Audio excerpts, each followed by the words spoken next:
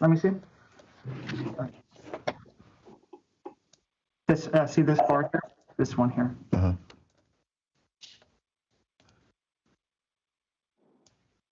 Yeah.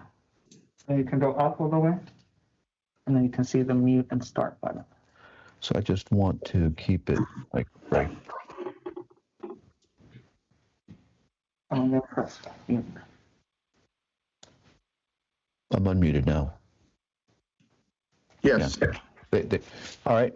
Are you checking audio and visual? Yes, we are. Thank you. Anything you want me to do on this end? Are you okay? No, we're okay. We can see you and we can hear you. Okay. Thank Great. you. Thank you. So. Good morning, Remain checking audio and video. Yes, we can see you and hear you. You've got a little bit of a slight echo, but it might be just the room you're in. Okay. Hi, it's Ann, also checking mic and video. Thank you. Thanks.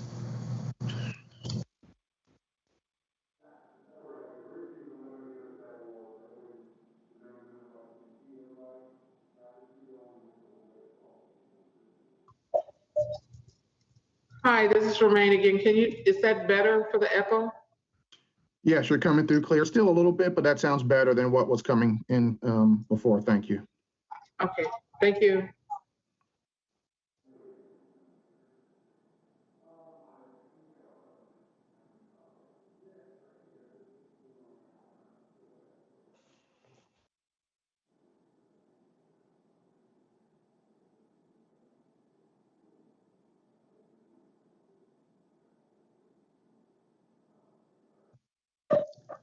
Hi, this is Marty. Can you hear me?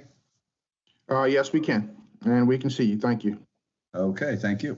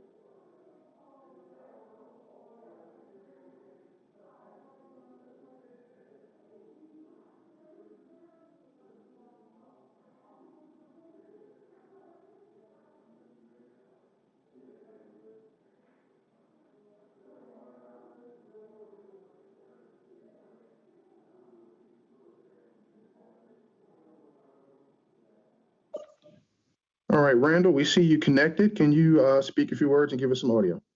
Sure. How's this? All right. Audio working? Yeah, yes, it is. Thank you.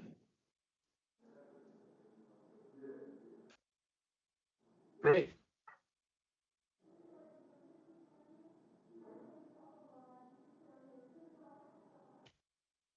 Should I mute myself or will you do that for me? We will if we need to, but we do ask that everyone mutes themselves. Okay.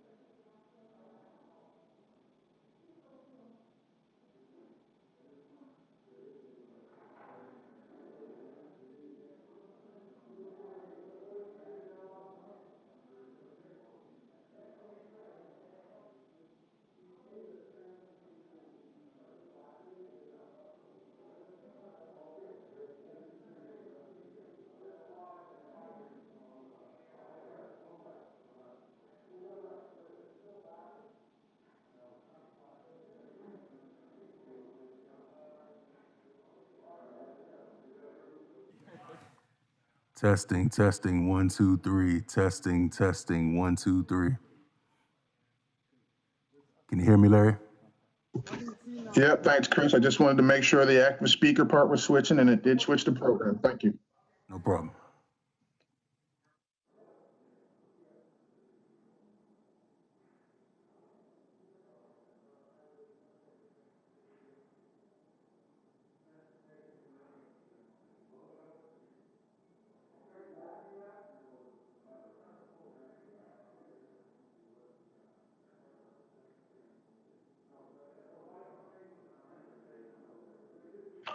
Okay, Ms. Johnson, would you like to unmute to test your audio?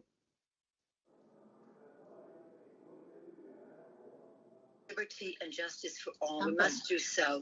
Thank you. Thank you, ma'am. Mr. Payne, would you like to unmute to test your audio?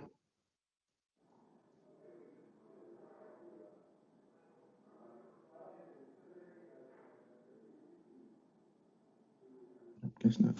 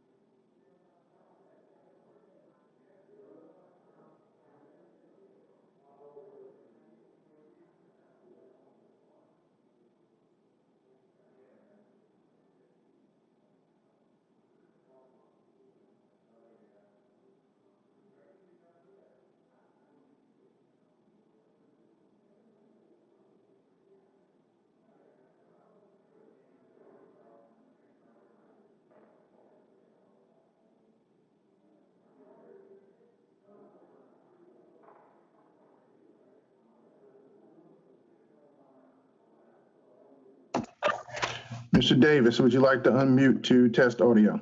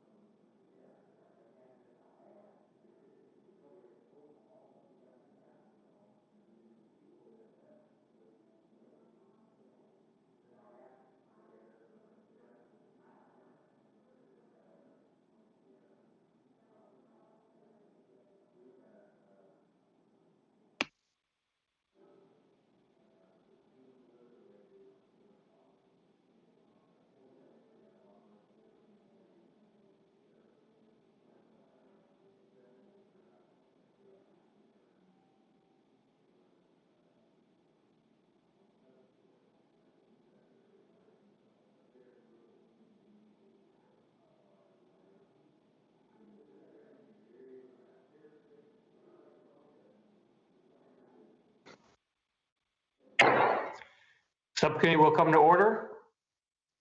I ask unanimous consent that the chair be authorized to declare a recess at any time during today's hearing. Without objection, so ordered. I also ask unanimous consent that members not on the subcommittee be permitted to sit with the subcommittee at today's hearing and ask questions. Without objection, so ordered. Now, as this is a hybrid hearing, I want to remind members of key regulations from the House Committee on Rules to ensure this hearing goes smoothly. Members must be visible on screen for purposes of identification when joining the hearing. Members must also continue to use the video function of today's software platform, Cisco WebEx, for the remainder of the time they're attending this hearing, unless experiencing connectivity issues or other technical problems. If a member has experienced any connectivity issues or other technical problems, please inform committee staff as soon as possible so you can receive assistance. A chat function is available for members on the Cisco WebEx platform for this purpose. Members can also call the committee's main phone line at 202-225-4472 for technical assistance by phone. Members may not participate remotely in any other proceeding that may be occurring simultaneously. It's the responsibility of each member seeking recognition to unmute their microphone prior to speaking. To avoid any inadvertent background noise, I request that every member keep their microphone muted when not seeking recognition to speak. If I hear any inadvertent background noise, I'll request that the member please mute their microphone. Finally, despite this being a hybrid hearing, I want to emphasize that all the standard rules of decorum apply. As the chair of today's hearings, I will make a good faith effort to provide every member experiencing connectivity issues an opportunity to participate fully in the proceedings. Members will have the standard 5 minutes to ask questions. To insert a document to the record, please have your staff email it to the committee's clerk, Mike Twinick, at twincheck@mail.house.gov. This hearing is also being live streamed for the public to view. So now that I've gotten all those formalities taken care of, I should say the same applies to the witnesses.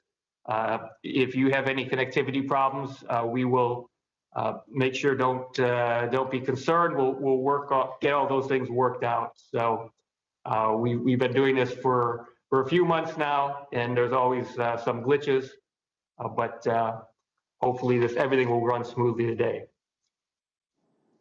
So I want to begin by recognizing myself for 5 minutes for an opening statement. Good morning. I want to first say I will be a little more than 5 minutes. This is the last hearing of the subcommittee for the year, and a few things that I wanted to go over in addition to talking about today's hearing. So I want to first welcome you to the final hearing of the Railroad Pipeline Hazardous Material Subcommittee for the 116th Congress. And during a very tough 2 years, I'm very proud of the work that this subcommittee has done along with Chairman DeFazio. The House passed an historic surface transportation reauthorization bill that includes a robust $60 billion investment for rail infrastructure, the highest amount ever. As a strong proponent of passenger rail, I'm proud that we were able to include very significant Amtrak investment and to include a top priority of mine in making commuter railroads eligible for a greatly expanded CRISI grant program. That program, which can fund a wide variety of projects, including quiet zones, grade separations, and station improvements, was expanded to $7 billion over 5 years. Another priority of mine that will improve safety and reduce delays was establishment of a dedicated grade separation program. Now, I'm optimistic that in the Biden administration and under the leadership of Chairman DeFazio, this bill will get done. As far as other work under the subcommittee for the rest of this year, I remain very hopeful that we complete a pipeline safety reauthorization bill and have that signed into law. Now, in our hearing today, we'll be looking at Surface Transportation Board's role in ensuring we have a robust national passenger rail system, both intercity and commuter.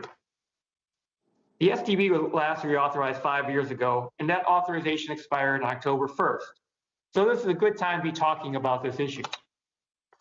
I'm also hopeful that the STB will get its full 5 confirmed board members, which was authorized in the 2015 bill. I'm not just a big supporter of passenger rail. I'm a frequent passenger on both Metra commuter rail at home and on Amtrak. To achieve a more robust passenger rail system, both intercity and commuter, we need to do a few things. First, we should significantly increase the amount of public investment in rail infrastructure. Second, we'll have to expand our domestic rail supply industry so we can meet the demand.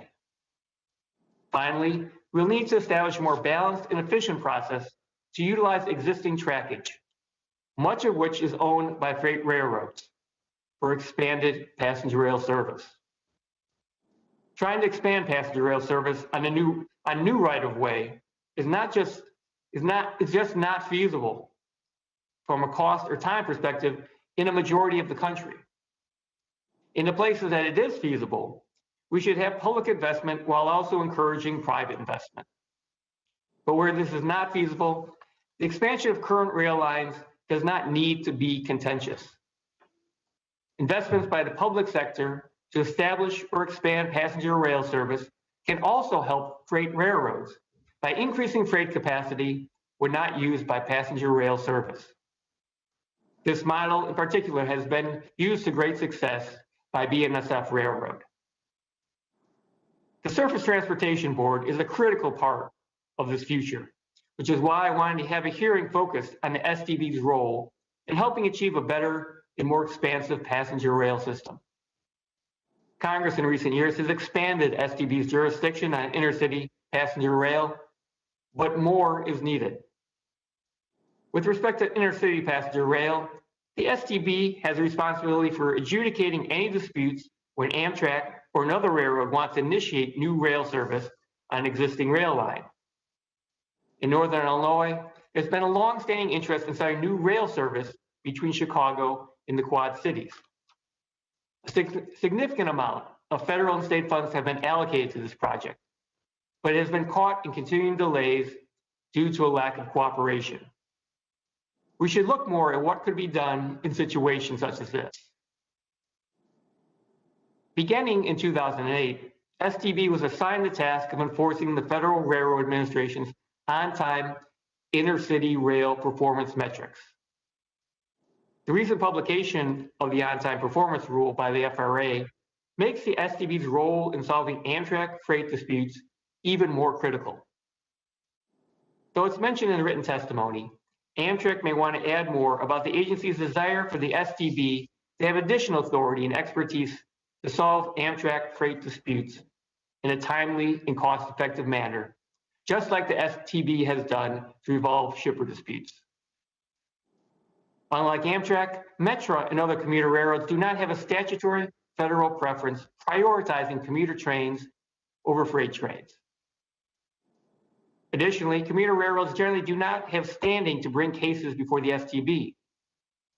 Therefore, commuter railroads have very limited leverage when it comes to trying to expand their service on freight rail lines or ensuring that freight railroads do not delay commuter trains. This is oftentimes not a problem, as I've been involved in helping Metra work with a number of railroads to successfully expand and improve service on their lines in the Chicagoland region. An excellent example is when I worked with Norfolk Southern to create opportunities to start weekend service through my district for the Southwest service line. So I'd like to take note that freight railroads can be collaborative partners to help improve commuter service, and they have been at many times. But sometimes there are issues. For these occasions, I believe that Congress should establish a dispute resolution process between commuter railroads and freight railroads at the STB.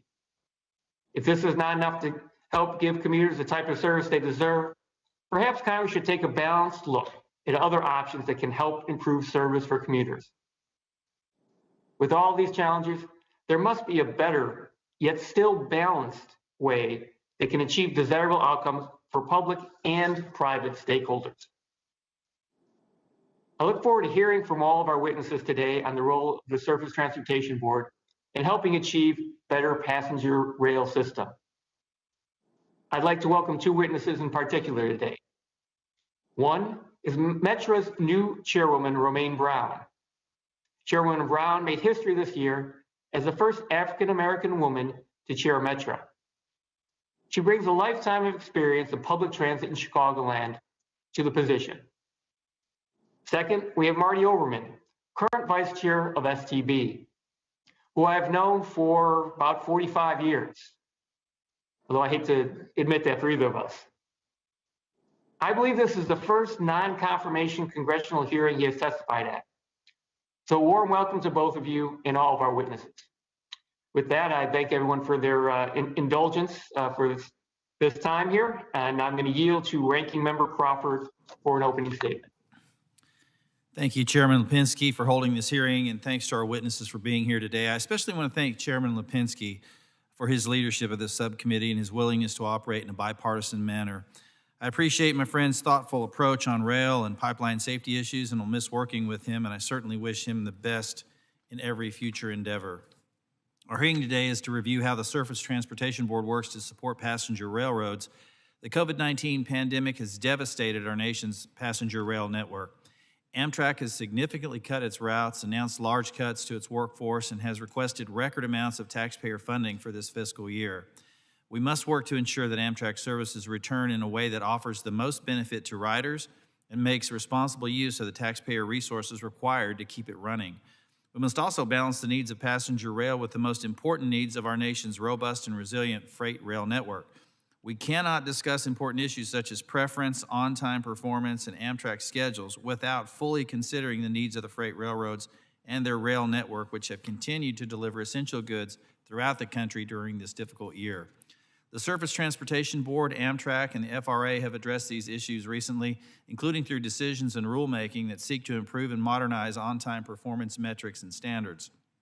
Thank you again to all of our witnesses for being here today, and I yield back the balance of my time.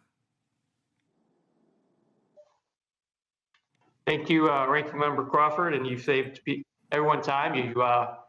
I guess I used up your time in my statement, but thank you for it's been great working with you over these past 2 years. So thank you very much for all of your cooperation, our work together. My privilege. Thank you.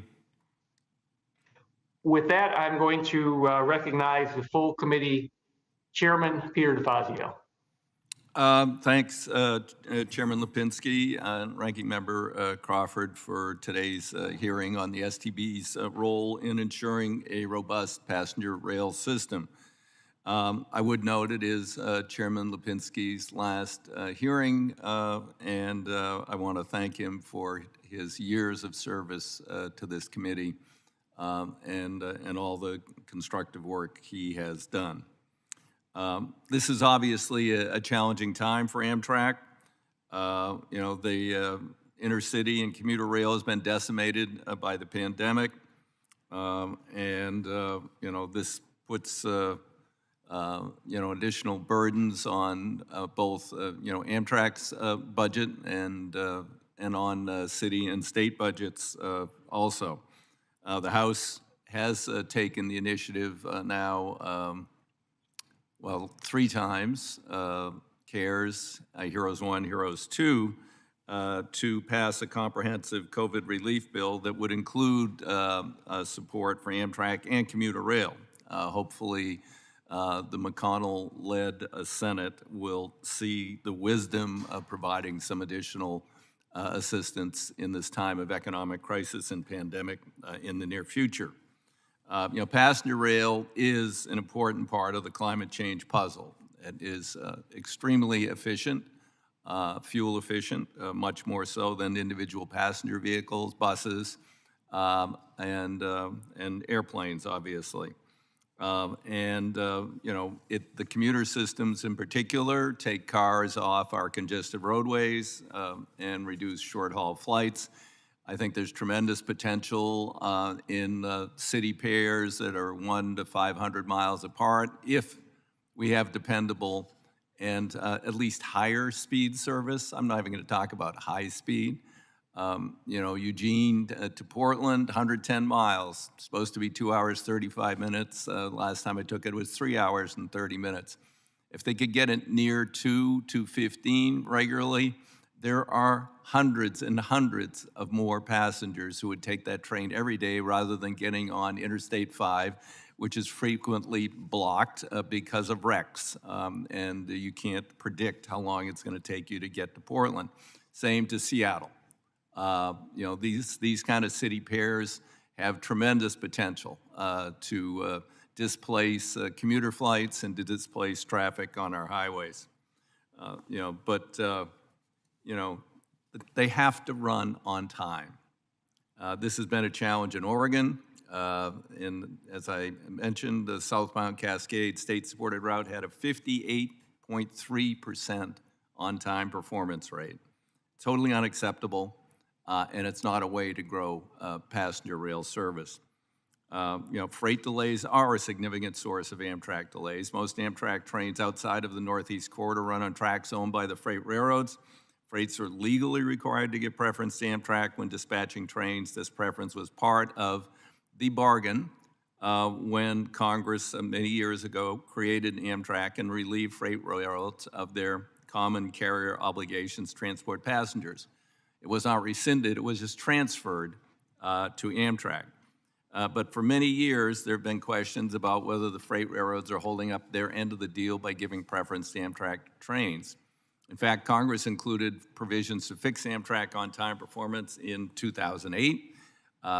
That is when PREA added provisions directing the FRA and Amtrak to work to develop on-time performance metrics standards to be used as a basis for an STB investigation. Unfortunately, those benefits haven't been realized. It's been 12 years since PREA was passed. FRI's metric and standards for on-time performance were published this last Monday, 12 years later, for the second time. And after this long and unacceptable delay, I look forward to seeing an improvement on Amtrak's performance both in my state and nationwide. You know, I do believe that we can have a very healthy and robust freight rail system. We're going to hear from today. The Amtrak testimony will be provided by a former train dispatcher who says that you just can't believe that freights say, well, we've got to run one train on that route today, and therefore you're going to be unnecessarily delayed. That they can't coordinate these things better. We're willing to partner with the freight railroads. In my state, we built some additional sidings, but now they've lengthened the trains to the point where they can't use those sidings. There has to be some compromise here, and we've got to find a middle ground to have a robust freight system, because freight rail is the most efficient way to move large amounts of freight in this country, much more so than trucks, obviously. The only thing more efficient is maritime, and that won't get us everywhere in the country. I want to weigh in on the disputes between Amtrak and commuter railroads. Both Amtrak and the commuter railroads require the same scarce access to tracks and platforms in major urban areas. It's expensive to maintain and expand, modernize this infrastructure, but there is no commuter railroad that I'm aware of that makes money. And Amtrak only claims to make money on the NEC. Neither can subsidize the other.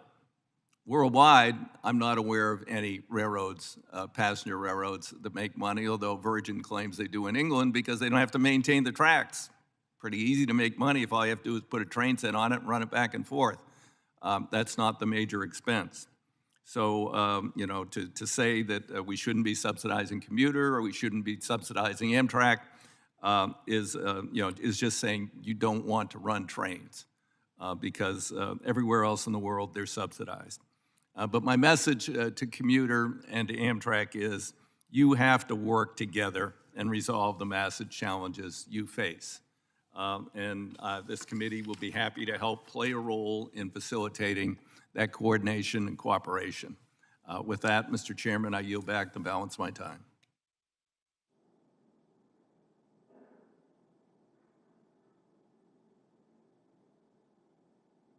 Thank you, Chairman DeFazio, and thank you for all your work and the work you will continue to do. I very much enjoyed working with you over all these years. You certainly, you know the issues very well, and glad to see that you are continuing on now.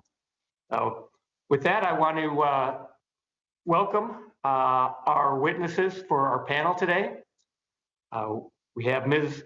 Ann D. Begman, the Chairwoman of the Surface Transportation Board, Mr. Martin J. Oberman, Vice Chairman of the Surface Transportation Board, Ms. Romaine C. Brown, Chair of the Board of Directors of Metra,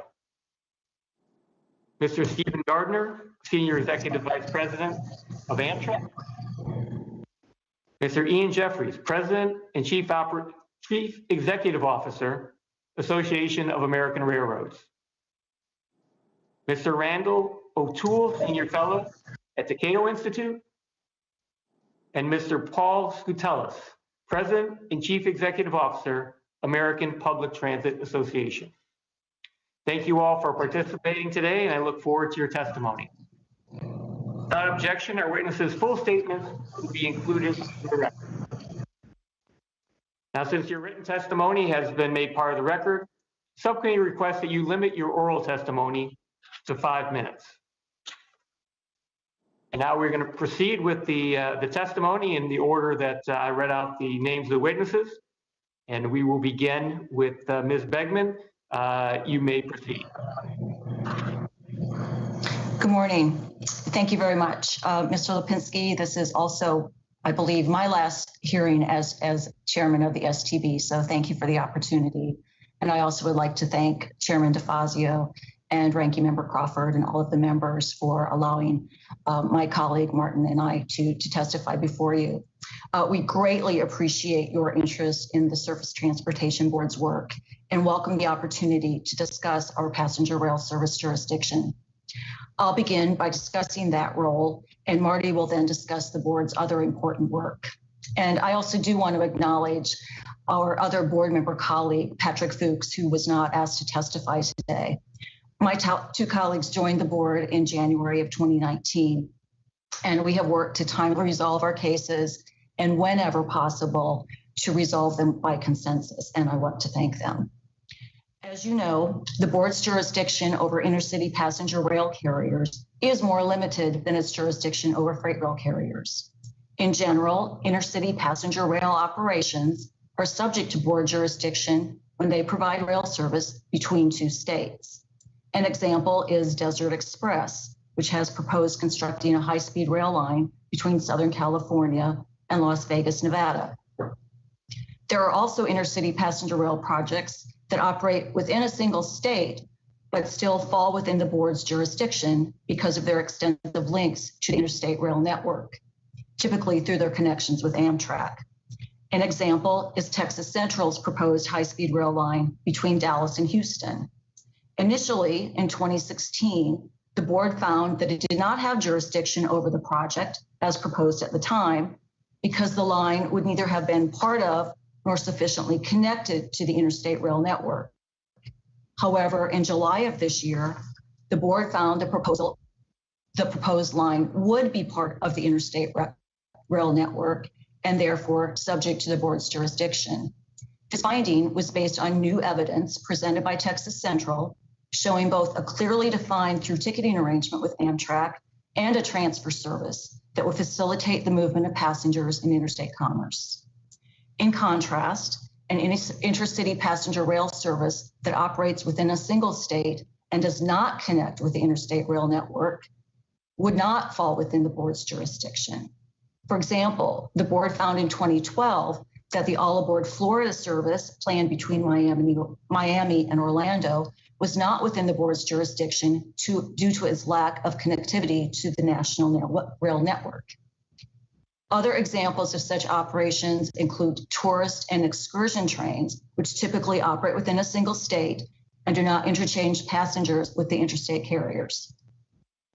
Most intercity passenger rail service is provided by Amtrak, which is statutorily excluded from many of the board's regulatory requirements applicable to freight carriers. However, with the enactment of the Passenger Rail Investment Improvement Act of 2008, PRIA, which both Chairman Lipinski and Chairman DeFazio have mentioned in their opening comments, as well as the Fixing America's Surface Transportation Act of 2015, FAST Act, the board assumed additional Amtrak oversight responsibilities, including the authority to conduct investigations under certain circumstances and, when appropriate, to award relief and identify reasonable measures to improve performance on passenger rail routes. As you know, lengthy litigation over the constitutionality of the PREA provision directing the FRA and Amtrak to establish on-time performance metrics and standards has prevented the board from fully utilizing this authority before now. After the constitutional issues were finally resolved last year, the FRA issued a notice of proposed rulemaking on its new on-time performance and service metrics and standards. That rule, as you have heard, was finalized on Monday. And when it becomes effective, the board expects to be able to fully exercise its authority under the law. The board generally does not have jurisdiction over public passenger transportation provided by local governments, which includes commuter rail passenger transportation and services such as trolley, subway, and light rail lines. Under PREA, however, the board is authorized to mediate disputes involving commuter rail providers seeking access to freight railroad tracks and services.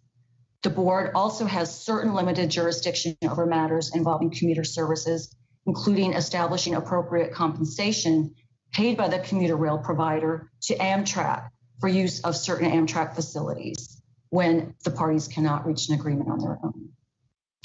The board is currently handling several pending matters involving passenger and commuter services. One involves Metra's continued use of Amtrak's Chicago Union Station. In that case, which the vice chairman has recused himself, the board required Amtrak to continue to provide access to Metra on an interim basis while the parties participate in board-sponsored mediation, which was recently extended at the parties' joint request. Similarly, in a petition filed by the Southeastern Pennsylvania Transportation Authority, SEPTA, to determine compensation for the use of certain Amtrak stations and parking facilities, the board required Amtrak to continue to provide access on an interim basis while granting a joint motion to hold the proceeding in abeyance while the parties continue negotiations. In another matter, the board issued interim findings and guidance to Amtrak and the Canadian National Railway, and we initiated board-sponsored mediation in an effort to establish reasonable terms and conditions for Amtrak's use of CN's facilities and services. Finally, the board is also considering a request by Desert Express to modify the route of the previously authorized high-speed rail line between California and Nevada.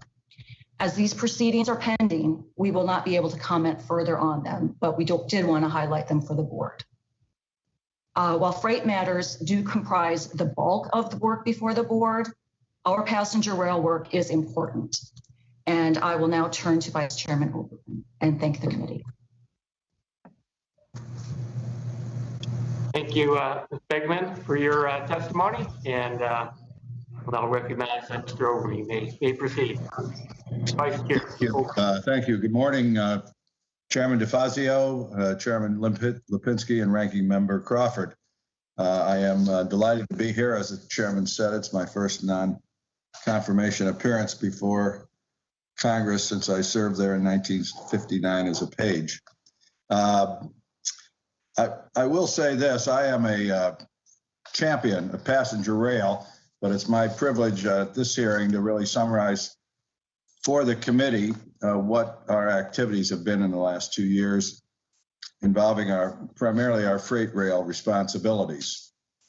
And we have done a lot. Under the very robust leadership of Chairman Begeman, we have tackled the congressional mandate to come up with a program to reduce the cost, complexity, and duration of rate reasonableness cases stemming from the report which Chairman Begeman commissioned in 2018 through a rate reform task force. Since that task force report was issued in April of 2019, we've done the following. We adopted a new rule creating a streamlined process for establishing market dominance, which is a prerequisite for any shipper challenging a rate to satisfy before the board. Last December, we held a 2-day hearing on the subject of revenue adequacy, which is quite complicated, and that consideration is ongoing.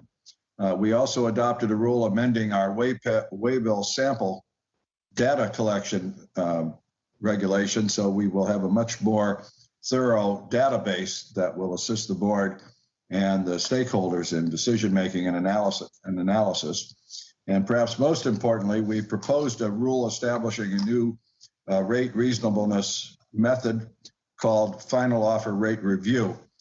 Excuse me. Because this is such an important undertaking, we used our statutory authority to set up a series of ex parte discussions with the railroads and shipping sides of the industry, and last spring held many meetings to discuss both the for proposal and alternatives, including one proposed by some of the class ones to establish a voluntary arbitration procedure. As the committee may know, the board lacks the authority to mandate arbitration of rate matters, but a proposal has come forward to set up a methodology which the railroads propose to agree to voluntarily if it's adopted. I should emphasize that the rulemaking on final offer is ongoing and remains one of the board's top priorities.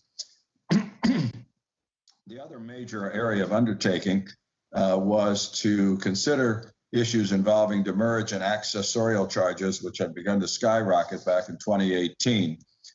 In the spring of 2019, we held a 2-day hearing on the subject, out of which emanated a series of actions by the board, including the adoption of a very lengthy policy statement setting forth the principles the board will utilize when we evaluate demurrage claims that come before the board, and presumably will be also used by the courts when they consider these matters. We've also proposed to have a pending rule that will greatly enhance the transparency and clarity of demurrage invoices, providing rail customers with a much more detailed information about the nature of charges so they can evaluate whether to pay them or challenge them. We clarified regulations revoking certain exemptions so that certain exempt commodities can appear before the board on demurrage matters. And we issued a final rule which clarifies the relationship between warehousemen and shippers in terms of demurrage bills. One other additional area to mention is that the board has very vigorously been monitoring and staying in touch with both the railroads and the shippers as this pandemic has unfolded, and monitoring the progress of service, including, very importantly, monitoring what has been happening as the economy has begun to return, making sure that the railroads are in a position to restore crew sizes and equipment that had necessarily been furloughed when the economy really went in a downward trend last spring. And we've had very active cooperation with both railroads and rail customers. And for the most part, I would say we are impressed with the great effort put forward by all to try to keep our economy running as much as possible. But it is a challenge to gear back up now that rail traffic has begun to increase. We specifically have asked the railroads, along with the FRA, we asked the railroads to keep us posted on their efforts to restore their crew sizes and the amount of equipment available so that service will be adequate. Finally, I just want to add on a very personal note, and I was going to acknowledge Chairman Lipinski, that it was 45 years ago that your father and I entered the Chicago City Council on the very same day, and I have known you since then. So we have a very long history, and I wanted to take a personal moment to congratulate you on your spectacular service in the Congress on behalf of certainly the country, but certainly the Chicago area. We really have benefited from the effort you've done in the area of transportation, championing not only rail, but all infrastructure, highways, and aviation as well. The list is too long to cite everything you've done, but two, which are really of great importance to the railroads, particularly in the Midwest, but this affects the nation, are the huge hundreds of millions of dollars that you've helped obtain for the CREATE program, which is straighten out the entire North American system if we could get things running more smoothly through Chicago. And you're adding at least $1.5 billion or nearly that to the Chrissy grant program. There are many, many other things. And I, for one, will say that the country is going to miss your chairmanship of this committee, and the city of Chicago and the Chicago region benefited from your service, and we will miss your being around. But I know you're going to be around in some capacity. But I wanted to add that as a personal note. Thank you. Thank you very much for that. The chair will now recognize Ms. Brown for 5 minutes. You may proceed. Thank you, Chairman Lipinski. Good morning, Chairman Lipinski, Ranking Member Crawford, and members of this esteemed subcommittee. First, I want to thank Chairman Lipinski for all that he has done for transportation in his district in Chicagoland. His advocacy in Congress has meant so much to so many in the Chicago region. I also wanted to extend my sincere appreciation to Congressman Garcia, from the Chicago City Council to the Illinois General Assembly to the Cook County Board of Commissioners and now the U.S. Congress. He has been a tremendous advocate for social equity and infrastructure, and his efforts have made a real difference to so many in meaningful ways, especially for the underserved and minority communities. I'm also pleased to be on this panel with my former colleague and friend, STB Chair Marty Oberman. My name is Romaine Brown, and I am the chair of Metra's Board of Directors. I have been elected in September. I have served on the board since 2013, representing Cook County. I've worked for over 30 years as a professional transit manager at the Chicago Transit Authority, ending my career as Vice President of Rail Operations. This includes focusing on a strong relationship with our unionized employees, creating a safe, efficient, and pleasurable experience for our customers. I am particularly proud about the Fair Transit South Cook project, a 3-year pilot program that will lower metro fares and provide new transit options for South suburban Cook County and the Chicago residents, some of the most underserved communities in our region. Metra operates the most complex commuter railroad network in the United States. We share infrastructure with 6 Class 1 railroads and Amtrak. The density of the Chicago network provides us with unique insight into the appropriate role the STB could and should take in passenger railroad policy. However, before discussing the role of STB, I would be remiss to not mention the difficult times all Americans are facing due to the COVID-19 pandemic. Like many families and small businesses around the country, the transit industry is facing unique financial and safety challenges. We appreciate Congress' support in passing the $25 billion in emergency relief through the CARES Act. It has been critical to the continued safe operation of our commuter service in Chicago, and ensures we maintain and pay our dedicated unionized workforce. Yet, we continue to face financial challenges. On November 13th, Metra approved our budget for 2021.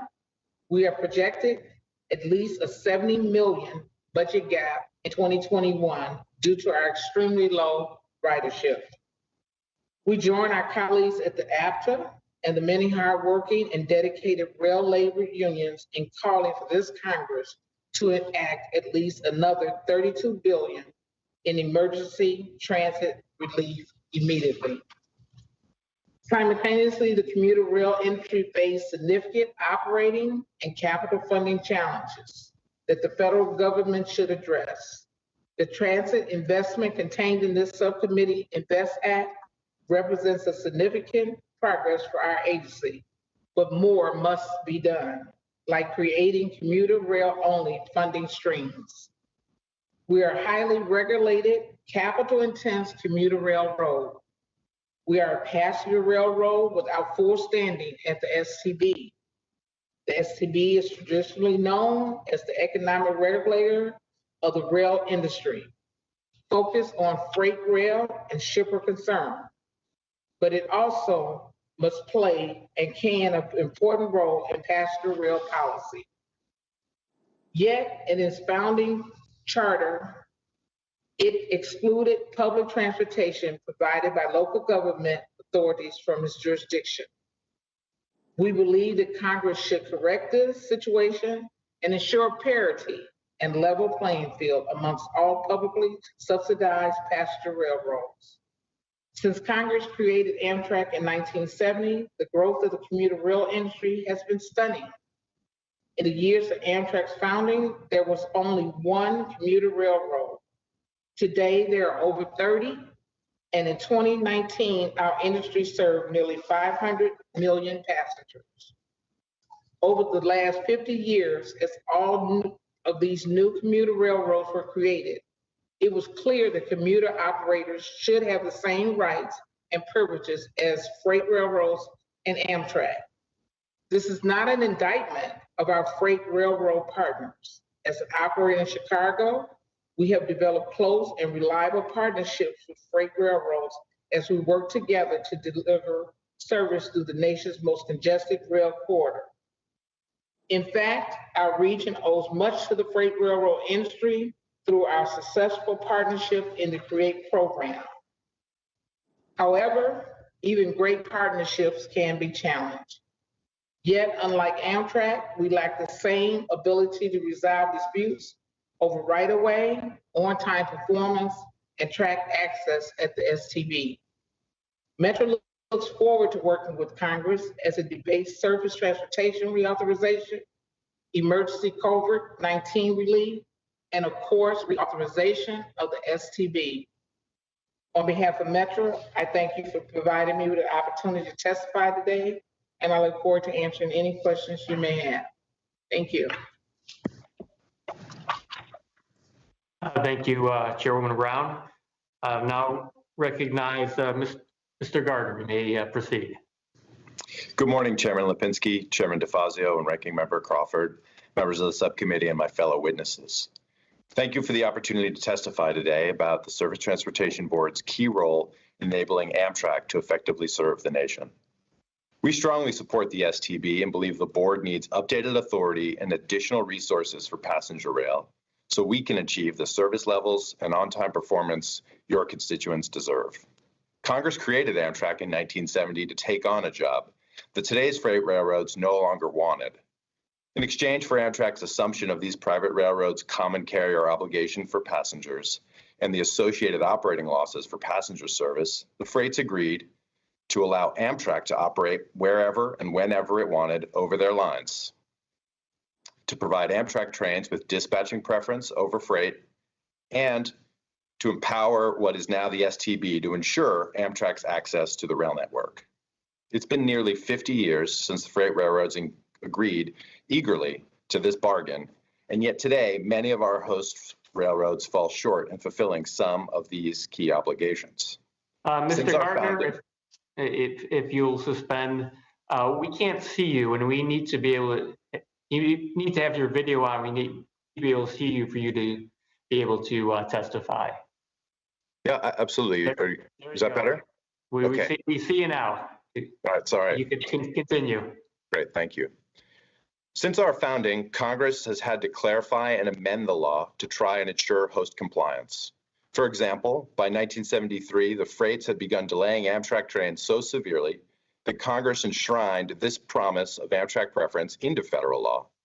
And in 2008, delays had gotten so bad that Congress created a new process to set Amtrak on-time performance and provided the STB with the authority to investigate poor OTP. But for several reasons, these efforts haven't remedied the problems. For Amtrak and your constituents, that has meant millions of delayed passengers and years of impediment as we try to add trains or start new routes to keep up with changing markets and demand. As the AAR made clear in its litigation opposing the PREA metrics and standards rule, many hosts see supporting our operation not as their obligation to the public, but as competition for the use of their infrastructure.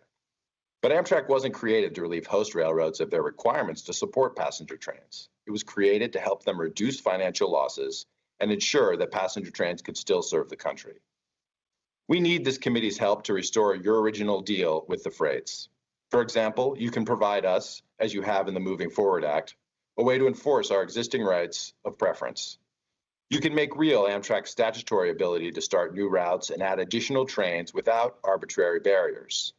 You can create an Office of Passenger Rail within the STB and require them to use their investigative powers to pursue significant instances of poor OTP.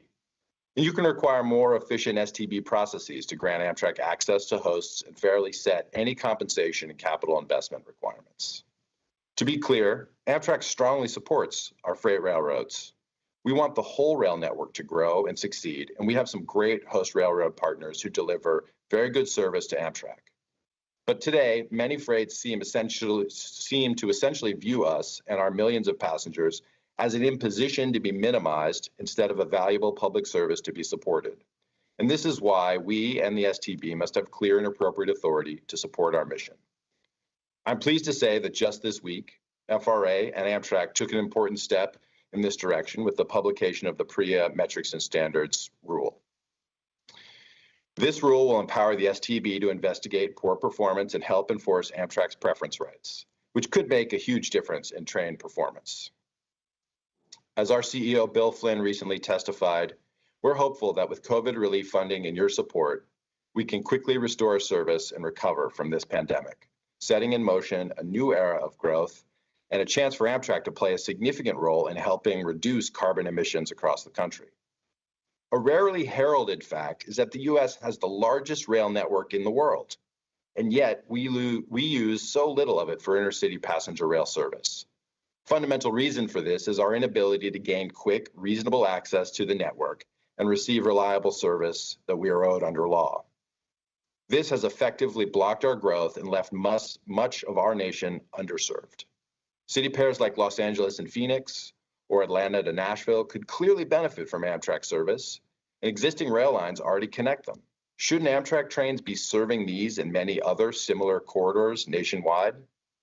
With your help, we can answer this question with a yes, by gaining strengthened rights and proper STB enforcement, coupled with a long-term, dedicated source of funding for both Amtrak and intercity passenger rail expansion. With these, we can provide the type of modern and reliable intercity passenger rail service that nearly every other developed nation now takes for granted. I want to thank you particularly, Chairman Lipinski, for your longstanding support of Amtrak, for your leadership role throughout many issues affecting Amtrak, and for your time at the committee. We've always appreciated your support. Thank you very much for it. And I look forward to answering any of the questions from the committee. Thanks very much. Thank you, Mr. Gardner. Mr. Jeffries, you may proceed. Thank you. Chairman Lipinski, Chairman DeFazio, and Ranking Member Crawford, members of the committee, thank you for the opportunity to be here today representing America's freight railroads. As America continues to navigate the ongoing challenges related to the COVID-19 pandemic, railroads are diligently focused on the task at hand, safely and reliably delivering essential goods to businesses and communities across the U.S. While the railroad value proposition to the American public has many sides, I want to highlight three specific areas.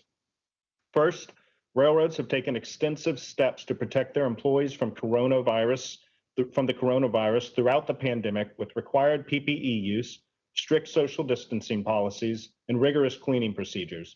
Our industry is fortunate to have employees whose adherence to myriad safety measures is a constant, and they deserve our gratitude for their dedication.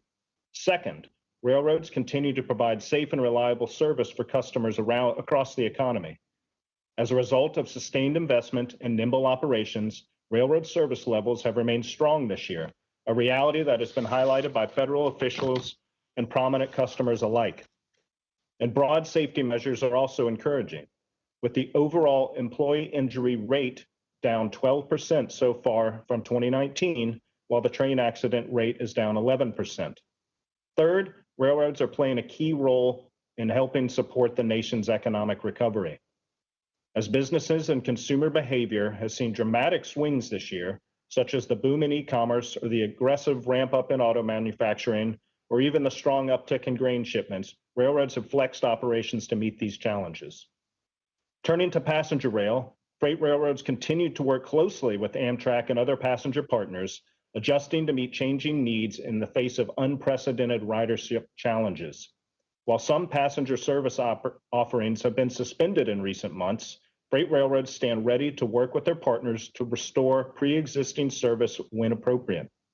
Looking ahead, discussions regarding expansion of passenger rail must recognize Amtrak's unique position and not confuse growth of commuter rail with any perception of access rights. Voluntary agreements with privately owned freight railroads govern such arrangements and have proven extremely successful. Regarding on-time performance, the Federal Railroad Administration's final rule recognizes that schedules must be updated and aligned. Even regardless of the rule, though, host railroads have been engaged and remain committed to working towards schedule modernization with Amtrak. If agreed upon schedules are in place and true causes of delay are accurately identified by transparent data, OTP metrics can be a meaningful tool. As an independent subject matter expert that adjudicates disputes between Amtrak and its hosts, the Surface Transportation Board does have a productive role to play in this process. But more broadly, the STB has been active on numerous fronts regarding economic regulation of freight rail, many of which you heard about with our prior witness. Regardless of the specifics of any regulatory proposal, it is critical that the board proceed in a manner that is data-driven and fully grounded in sound economic principles. A regulatory environment that promotes investment versus one that dissuades is at stake. In closing, while our nation is currently facing complex challenges, freight railroads stand ready to work towards solutions. From helping drive economic recovery, fostering infrastructure investment, or addressing environmental concerns, railroads will play a central role. And public policy set forth by Congress and federal regulators plays an important role in the continuity of robust rail operations throughout the country. As this committee re-examines surface transportation reauthorization next Congress, divisive policy measures should be cast aside, and the laser focus should be robust investment into the nation's integrated infrastructure network that all stakeholders can support. Thank you, and I'm happy to answer any questions you may have. Thank you, Mr. Jeffries. We now move on to Mr. O'Toole. Mr. O'Toole, you may proceed. Good morning, Mr. Chairman and members of the committee. Chairman Lipinski, I appreciate the picture behind you, which I'm sure Chairman DeFazio knows, is the Southern Pacific Shasta Daylight passing Odell Lake in the Oregon Cascades. I once rode that train when I was a boy, and more recently have been on the Amtrak Coast Starlight past that very same lake. Now, last year, the average American traveled more than 15,000 miles by automobile, flew more than 2,000 miles, rode several hundred miles on buses, walked more than 100 miles, rode 100 miles by urban rail transit, and bicycled 26 miles. Meanwhile, Amtrak carried the average American just 19 miles. Of course, a few people rode Amtrak a lot more than 19 miles, and most didn't ride it at all. In contrast, almost everyone relies on the railroads for deliveries of freight. When considering the role of the federal government in general and the Surface Transportation Board in particular in supporting Amtrak, we should remember that 1/3 of freight ton miles go by train, but only 0.1% of passenger travel rides Amtrak. Now, I love passenger trains, but I see Amtrak's creation as a mistake based on erroneous assumptions about the value of passenger trains and the problems faced by the private railroads. In 1970, the railroad's main problem was not money-losing passenger trains, but overregulation by the federal and state governments. Regulation or not, passenger trains were unable to compete against airlines and automobiles. A 1958 Interstate Commerce Commission report concluded that there was no way to make passenger trains profitable. Yet some passenger train advocates believed that passenger train losses were imaginary, and the railroads simply preferred freight trains over passenger trains. In fact, In the 1960s, railroads had a huge surplus in capacity and would have welcomed any kind of train that covered its basic operating costs. In 1969, Anthony Haswell, founder of the National Association of Railroad Passengers, made it clear in a congressional hearing that he believed passenger trains could be profitable, and he specifically objected to government subsidies to passenger train operations, noting that such subsidies would protect inefficiencies in the rail industry and give operators little or no incentive to reduce expenses or increase revenues on their own initiative. He predicted that such subsidies have the risk of becoming permanent drains on government revenues without commensurate public benefits. The 1970 collapse of Penn Central shook the industry. Congress should have responded by eliminating the overregulation that was stifling the railroads. Instead, it created Amtrak with the expectation that it would be a for-profit corporation and that taking passenger trains off the railroad's hands would save them from bankruptcy. 50 years and more than $50 billion in operating subsidies later, we know that Amtrak isn't and never will be profitable. Anthony Haswell is sometimes called the father of Amtrak, yet he has called Amtrak a legendary boondoggle and admitted that he is personally embarrassed by the organization he helped create. His prediction that operating subsidies to passenger trains would eliminate any incentive to reduce expenses or increase revenues has proven correct. When Amtrak was created, average rail fares per passenger mile were 2/3 of average airfares. Thanks to airline deregulation, since then, inflation-adjusted airfares have fallen by 60%, even as Amtrak fares per passenger mile have doubled. Average Amtrak fares exceeded airfares by 1990, despite huge operating subsidies, or perhaps, as Haswell predicted, because those subsidies encouraged inefficiencies. Today, counting all subsidies to both Amtrak and the airlines, Amtrak spends more than 4 times as much as the airlines moving someone a passenger mile. The airlines have made themselves so efficient that they attract well over 100 times as much domestic travel as Amtrak. The creation of Amtrak didn't particularly help railroads such as the Milwaukee Road, which went out of business after Amtrak took over. Instead, railroads revived only when Congress passed the Staggers Act in 1980. One of the effects of deregulation was that railroads shed the surplus capacity that they once had that would have been available to passenger trains. Today, thanks to more efficient operations, rail routes that once saw only a handful of trains per day support 60, 70, or 80 or more freight trains a day. This sometimes leaves little room for Amtrak. Displacing a money-making freight train with a money-losing passenger train is especially unfair, considering that so few people use the passenger trains while so many rely on freight. Passenger trains are pretty, but they're an obsolete form of transportation. Efforts to give passenger trains preferences over freight will harm more people than it will help. I believe the federal government should end its support of Amtrak and allow passenger trains to operate unhindered where they are viable and to disappear where they are not. Thank you very much. Thank you, Mr. O'Toole. Mr. Skoutelis, you may proceed. Chairman Lipinski, Ranking Member Crawford, Chairman DeFazio, Ranking Member Graves, and members of the subcommittee, thank you for the opportunity to testify today. Paul Skoutelis, President and CEO of the American Public Transportation Association, also known as APTA. At the outset, I want to thank you, Chairman Lipinski, and express APTA's deep gratitude for all that you've done for passenger rail during your time in Congress. I do not remember a previous time when commuter rail issues have been at the forefront of the T&I Committee's agenda than during your tenure, and for that, we thank you.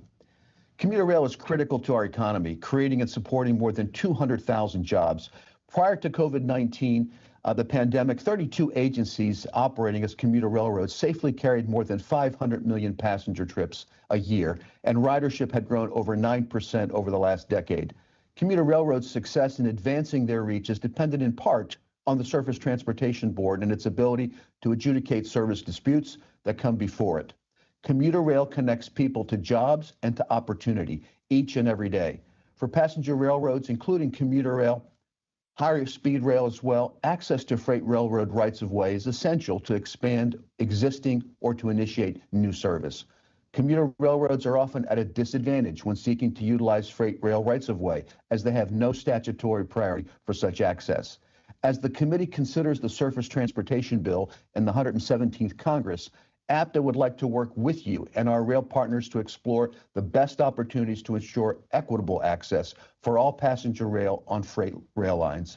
That said, APTA is grateful for the inclusion of provisions in H.R. 2, the Invest in America Act, to enhance the STB's mediation authority to ensure that commuter rail operators have a fair and equitable process for negotiating passenger rail access on freight rail lines.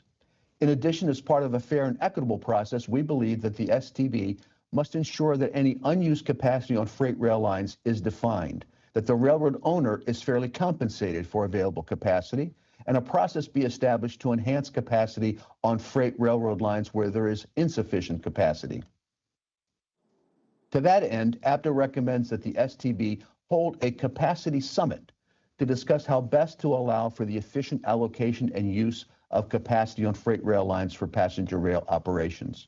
Last, we note that the STB is operating without a full complement of board members and are hopeful that the Senate will approve the pending nominations to the STB without delay. If I may turn to safety for a moment, for commuter rail operators and the entire public transportation industry, safety is a core value. It's a non-negotiable operating principle and a promise to our riders. I'm pleased to report that commuter railroads are on track to meet the December 2020 deadline for installing and implementing positive train control. Our commuter rail agencies have devoted tremendous time and resources to ensuring the safety of riders through PTC implementation, and we're grateful for the support of this committee in getting us to the finish line. Another issue that I'd like to touch upon is commuter rail liability insurance. Agencies are facing rapidly escalating costs to procure necessary liability insurance for their operations, with the number of insurers dramatically decreasing over the past several years. Despite commuter railroads' exceptional safety record, a recent survey of APTA's commuter rail agencies revealed that there's been a 60% increase in premium costs for the last 3 years, which is impacting agency operating budgets. There are a number of instances where federal law provides a backstop to cover losses above liability limits or allows for federal intervention in a constrained insurance marketplace.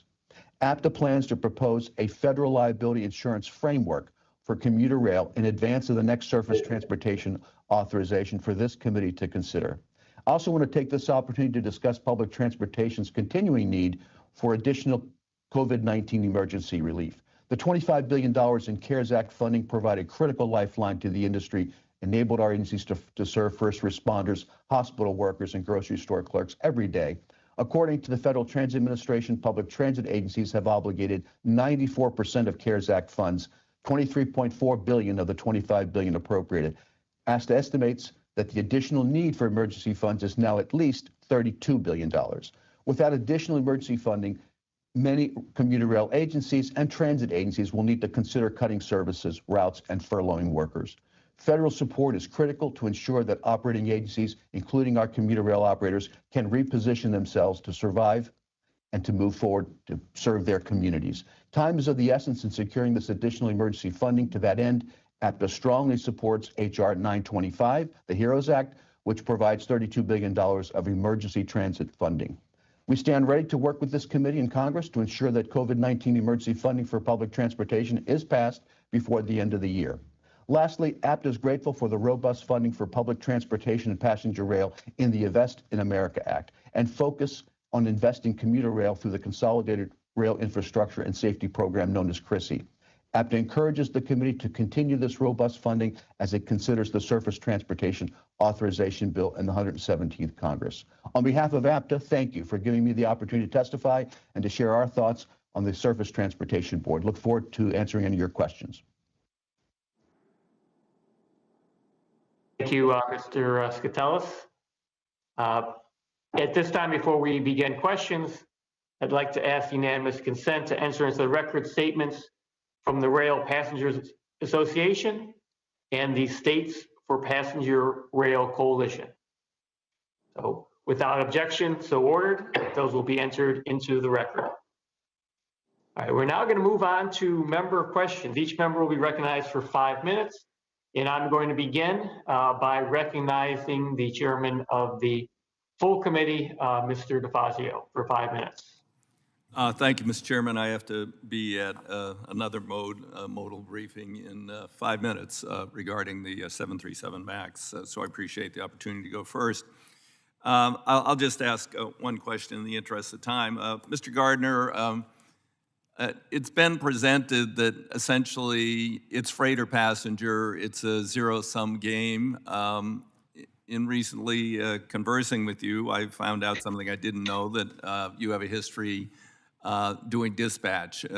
Would you please give your perspective? I mean, is there a way to both have an efficient rail system for passengers and not impinge upon the freight industry?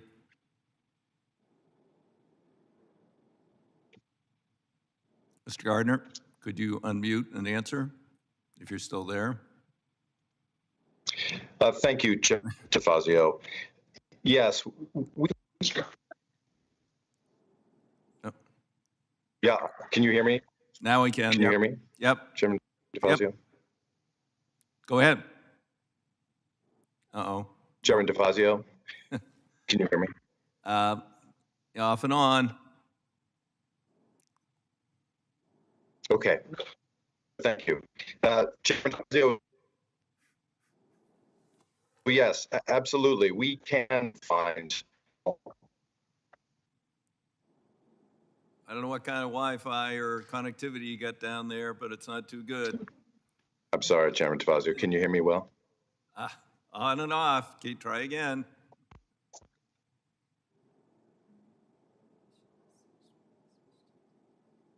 You know, the House has approved Zoom now, haven't they?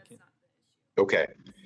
DeFazio, thank you for the question. And we can absolutely make passenger and freight trains work together.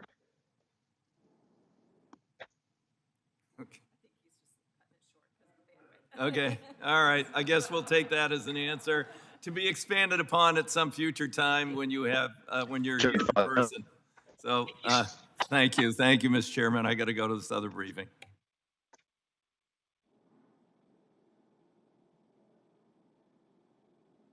The chair will now recognize the ranking member for 5 minutes. Ranking Member Crawford. Thank you, Mr. Chairman. And again, we see what a rousing success these hybrid hearings are with regard to their technical efficiency and all those other things. So I'm going to go to Mr. Gardner again and see if we can possibly work around this technology glitch. Despite Amtrak's huge losses and potentially slow climb back to normal operations, it was reported last month that Amtrak was circulating a map showing plans to expand at a reported cost of at least $25 billion. Can you please explain these plans, including the funding sources and whether Amtrak assessed rider demand and the need for these new routes?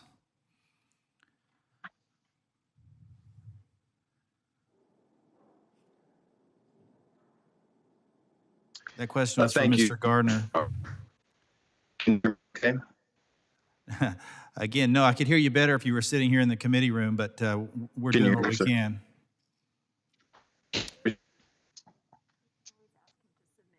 I'm afraid I'm in the interest of actually getting a productive record. I'm going to ask you to submit your comments for the record. Again, if you would please suspend, I'm going to ask you to submit your comments for the record because we can't hear a word you're saying. And again, a stellar example of the efficiency of these hybrid proceedings. Let me go to Mr. O'Toole. Mr. O'Toole, Amtrak suffered record losses this year as a result of the COVID-19 pandemic. What are your recommendations for how Amtrak should rebuild or restructure to be profitable and attract riders?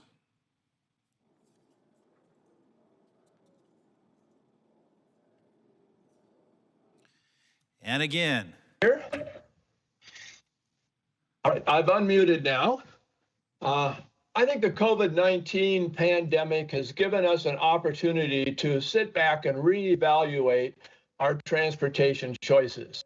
We know from this pandemic and from past natural disasters and recessions and terrorist attacks that the most resilient form of transportation we have is motor vehicles and highways.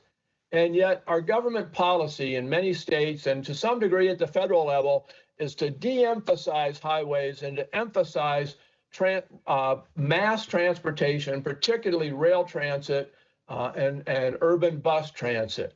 And the problem is that these forms of transportation are not resilient against natural disasters. They're not resilient against recessions. They're not resilient against terrorist attacks. They're not resilient against pandemics. And because of this, we're essentially digging our own hole here when we emphasize these kinds of transportation instead of emphasizing motor vehicles and highways. Now, personally, I don't like to drive. I prefer to bicycle or take a train. But the fact is, most Americans have made their choice. 85 to 90% of our travel is by automobile. Almost all the rest is by airlines. And Amtrak and urban transit are insignificant quantities, and they're not resilient. So we need to be resilient, and that means emphasizing kinds of transportation that are resilient. Thank you, Mr. O'Toole. I'm going to attempt to at least get a question on the record. I don't have any faith that it will be answered due to technical difficulties, but I'm going to attempt it again to Mr. Gardner. While you're here, I want to follow up on an RFI that Congressman Gibbs, Perry Smucker, and I sent you several weeks ago. Thank you for the response regarding my concerns about operating the Biden campaign charter train despite Amtrak's severe cutbacks due to the pandemic. I'm still concerned, however, that you did not answer my question about the total cost to Amtrak of providing this service, which is very important given Amtrak's extremely limited resources and historic demands for taxpayer money right now. I'm hopeful at some point that you can tell me the total cost, which you haven't provided yet, to Amtrak, and whether Amtrak actually even broke even. I won't expect that Amtrak will have made money on that. So I'm concerned that Amtrak is asking for record amounts of taxpayer funding while cutting jobs and services, but not being transparent with Americans about its costs and whether the service to the Biden campaign costs Amtrak money. And so I have 55 seconds remaining. Let me add this. It concerns me that I had to follow up with you to get a straightforward answer at this hearing, that you didn't provide me that information when I and 3 of my colleagues on this committee asked you in writing. If you expect taxpayers to give you record amounts of money to bail you out of the pandemic, we should expect full transparency about Amtrak's costs and spending. Also, if you can make a profit on a specially ordered charter train, you should be able to make a profit on your normal routes and services. And I would point out that it's been brought to my attention that there are 2 privately run metro services in Japan that somehow managed to make a profit. So the statement that all public metro rail is subsidized around the world is not accurate. I'll leave those comments for you and expect those answers in writing. Thank you, and I yield back.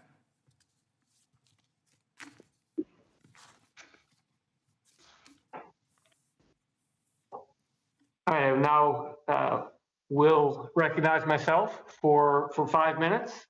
And I want to start with a very quickly a non-STB question, but it was in the news this morning. MTA in New York announced what cuts they will have to make if there's not more funding in the COVID relief bill for public transit. So I want to ask Ms. Brown, Chairwoman Brown, what would be the consequences for Metra if there is no further federal relief for Metra?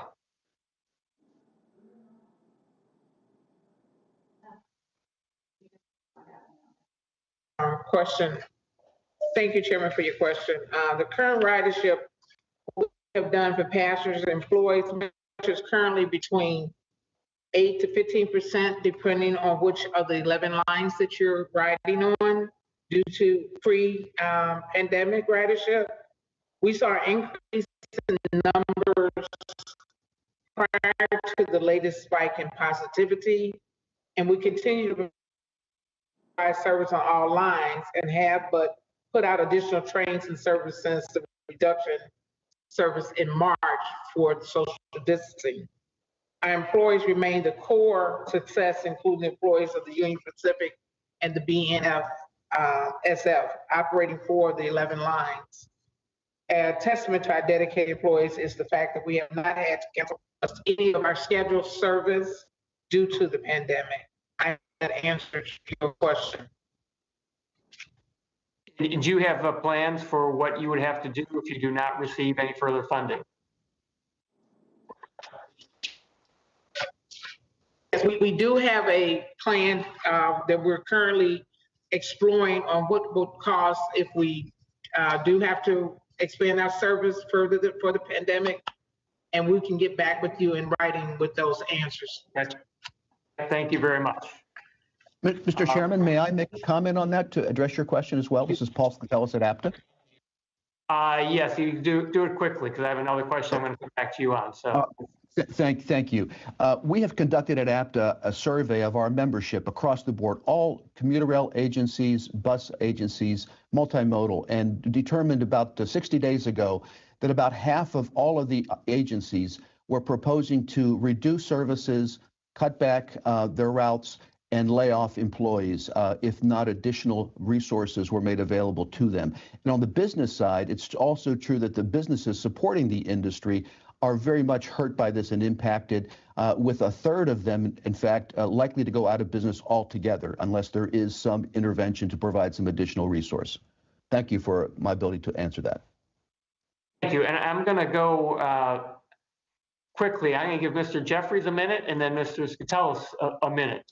First, Mr. Jeffries, I assume you don't agree with Mr. Skatelis about giving commuter rail any more leverage in terms of expanded service on freight rail lines. I can give you a minute and then Mr. Skatelis a minute to respond to you. So that's not enough time, but I'll keep it quick. Thank you for the question. So, as I mentioned in my opening statement, Amtrak is wholly unique in the access rights that it has with regard to freight rail lines, and commuters do not have those rights inherently. And so thus, these arrangements have been made through voluntary agreements between privately owned freight railroads and public commuter railroads. And we believe that strikes the right balance, and we believe the dramatic growth we've seen in commuter rail throughout the country since formation of Amtrak, I think 1 to well over 30 has demonstrated that. And certainly there are challenges that come along, but we found that when new services approached in a proper manner, where both sides get together, have skin in the game, identify clear articulated goals from day one, and appropriate resources are made available, that often agreements are put in place and successful outcomes emerge. So very quick answer, but that's our position. Thanks. Thank you, Mr. Skatelis.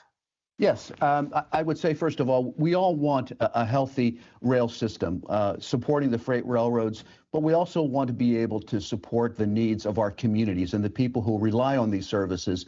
We can't be a one-dimensional society. Everyone does not want to own and operate an automobile. That is a recipe for disaster. We need a multimodal network that really looks to the rights of people, to their ability to move around with social equity, addressing the climate issues, environmental issues that we have. I believe that we must look for win-win solutions. Sure, there are divergent interests on all sides. We need to get together to find out how we can balance those needs and provide for the public. Thank you. And a very quick question for Chairwoman Begeman and Vice Chair Oberman. Whoever wants to take it, we now have 3 members of the board. And Chairman Begeman, your term is ending at the end of the year. What does it mean to not have a full complement of 5 members on the board? How does that hurt? No. The board is certainly still able to conduct business. We do not have a quorum requirement in the statute. In fact, years ago, it came down to 1 serving member. Business did go on. Now, I will say that there also has not been litigation to determine that someone else wanted to have a different thought process on that. But at the moment, we don't have a quorum requirement. And with 3, with 2, with 1, business has continued. I will say that my colleagues and I have worked very effectively together, and I appreciate their collaboration. to try to be a productive board. And, some of us, and I think Congress, are probably disappointed that there still isn't a full complement of 5 members. If that were to happen, the Sunshine Act would no longer be preventing a majority from speaking to one another and perhaps, deciding certain outcomes. But at the moment, the Sunshine Act prohibits members from speaking directly in a non-public format because you could have an outcome-oriented decision. And so that is not currently allowed. Again, I'm hopeful, and one day there will be 5, but I'm not sure that it will happen on my watch. Mr. Overman, if you have anything very quickly, because I'm way over time. I'd just like to add, echo what Chairman Begeman said about the productivity we've had with 3 members, but I'd also underscore not only the ability to interchange with individual board members under the Sunshine Act members, but I very much value the contribution that each additional person makes. Each person brings additional insight, additional intelligence, and experience. I think all of us at the board and the industry will benefit from having a full complement, and I hope we get there. Thank you. Thank you. My time has expired. Now I'm going to recognize for 5 minutes Mr. Perry. Well, thank you, Mr. Chairman. It's been a privilege to serve with you. My question will be for Mr. O'Toole, and I'm going to provide some context, so if you can get unmuted while I do that, we'll be ready to go. Your testimony, supported by Amtrak's audited financial reports, directly contradicts what many see as a carefully manicured narrative spun by Amtrak's leadership that the railroad was nearly profitable, and I put that in quotes, in 2019 and would have been profitable in 2020 but for the pandemic. Now, in September, newly appointed Amtrak CEO and President William Flynn testified before this very subcommittee, projecting what many say is a false narrative that profitability was within Amtrak's grasp prior to the pandemic. When I confronted him with the concerns similar to those you've raised about Amtrak's unusual accounting practices, excluding depreciation from expenses and including state subsidies as revenues, he dismissed the concerns. According to Mr. Flynn, excluding depreciation from the total is merely a result of the decision to report on an adjusted operating income basis rather than on a GAAP basis. And counting state subsidies as passenger revenues is an acceptable practice because it is a payment for services provided by Amtrak. However, it is due to the exclusion of depreciation that reporting on adjusted operating income basis is particularly misguided for capital-intensive industries such as railroads. This concern is amplified by the fact that much of Amtrak's fleet is near or beyond its useful life, and as you highlighted, that depreciation is the second largest operating cost reported in Amtrak's annual financial statement. Moreover, Amtrak is still providing the service to the states without payment of these subsidies, instead requesting $500 million in federal money to make up for the lost, and I quote, revenue, which I think is hardly in line with the payment for services arrangement described by Mr. Flynn. With that, can you expand on the impact of these accounting tricks on the public's perception of Amtrak's profitability and financial viability? And if there is, what, if anything, can be done to force Amtrak to be more transparent with the American people that pay for nearly half of every Amtrak cost with their federal and state tax dollars? Yes, thank you. It's a surprise to me that Amtrak, so many people believe that Amtrak's Northeast Corridor actually makes a profit, or that it even makes an operating profit. The way that Amtrak claims that it makes an operating profit is that it doesn't allocate depreciation to the various trains in its system. And as a result, most of the depreciation would fall on the Northeast Corridor, because that's where Amtrak owns most of it, the infrastructure that it owns. So by failing to account for depreciation, they are exaggerating the profitability of the Northeast Corridor. If when I sit down and take a look at all the trains in the system, the state-supported trains, the long-distance trains, the Northeast Corridor trains, and I try to allocate depreciation, I find all the trains lose about the same amount of money per passenger mile. And I'm not the only one. The Rail Passengers Association is also critical of Amtrak accounting and believes that that accounting is biased towards the Northeast Corridor for one reason or another.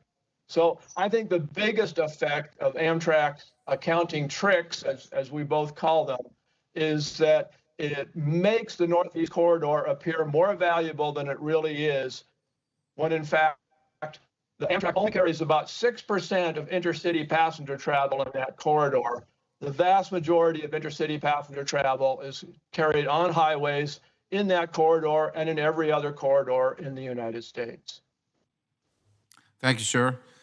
One follow-up. This is for the APTA rep, Paul, if you can be prepared. Public transit agencies received $25 billion in CARES Act funding, approximately $10 billion more than the annual fare box revenue for all transit agencies combined, in addition to the $12.8 billion allocated for FY20.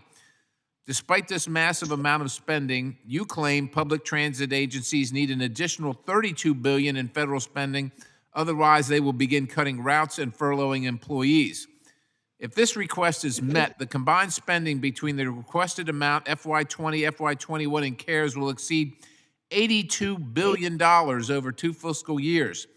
That amount vastly exceeds the 5-year total under the FAST Act, $61.1 billion. This alleged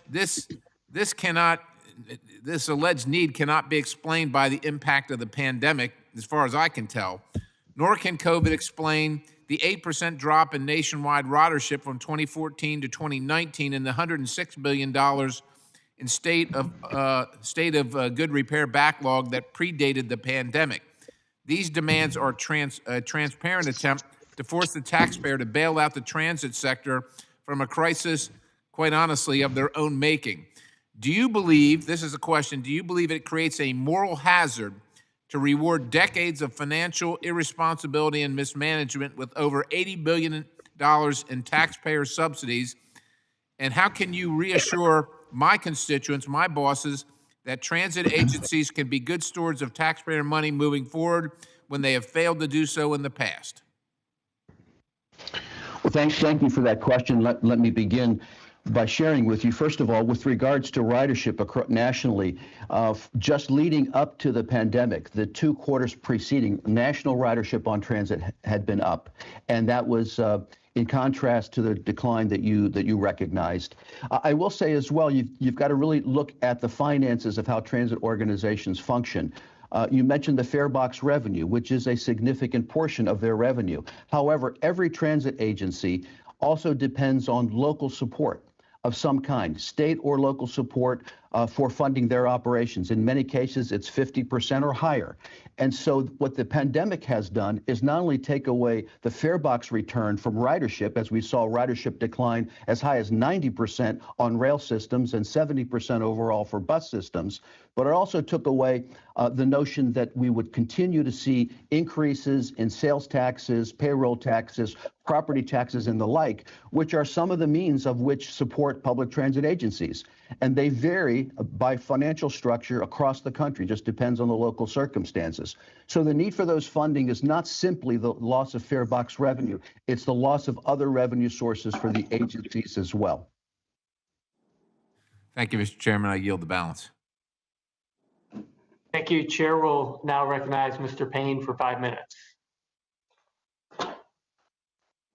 Well, thank you, Chairman Lipinski, and let me just say that it has been a real honor and a privilege to work with you, and your leadership on this committee will sorely be missed, but we will try to continue on in the manner in which you've led us so ably in the past. Let me ask Mr. Skoutelis. The Northeast Corridor Rail network is critically important to passenger and freight transportation. In 2019, Amtrak recorded approximately 12.5 million passenger trips, the most on record. The Bureau of Economic Analysis estimates that the states along rail networks produce 20% of the US GDP. Can you share with the committee the national importance of the Northeast Corridor Network to our passenger rail system? Representative Payne, you're directing that to me as APTA? Yes, Mrs. Gutierrez? Yes.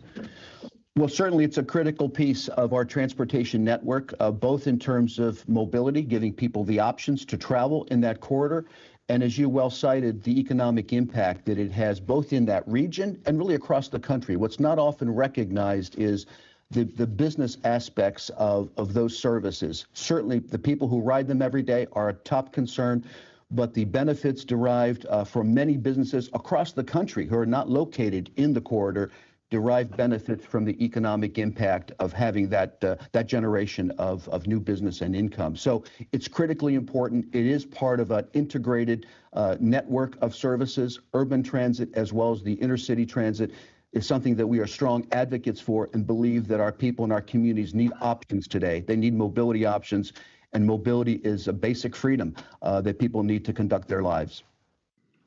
Thank you. And to follow up with respect to post-COVID, ridership across the country has been at a historic lows obviously because of the pandemic. When the pandemic is over, we could see a massive uptick in rail ridership with minimal lead time. Now is the time to really make the necessary investments now in the rail infrastructure to prepare for expected levels of demand. What investments are needed in our rail network to meet this demand, and what's standing in the way of these investments? Well, I would tell you that by the DOT's, U.S. DOT's own accounting, there's over $100 billion of state of good repair needs to modernize our urban transit systems that's not been addressed. And we would be looking in the next authorization that be addressed in large measure, because we need to provide modernized services for people.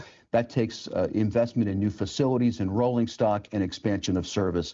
There's no question in my mind that rail services will come back as the economy opens back up again. Should not be a surprise to any of us that while we've seen the economic downturn and the shelter-in-place orders, that chokes off economic activity.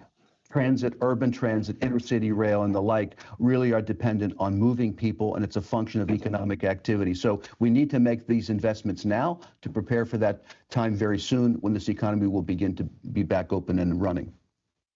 Thank you, sir. I'm sorry. Mr. Gardner, it's no secret that I'm a strong proponent of the Gateway program along the Northeast Corridor project, ranging from the Portal North Bridge replacement to building a new tunnel under the Hudson River, which would bring desperately needed upgrades to ensure that passenger operations are not impacted by the decaying infrastructure in those tunnels. How would Amtrak's nationwide passenger rail operations benefit from full completion of the Gateway projects? Thank you, Congressman Payne. It's a great question. People generally know our Gateway program as an improvement program between Newark, New Jersey, and New York's Penn Station. But as you point out, it has vast impact across our whole network.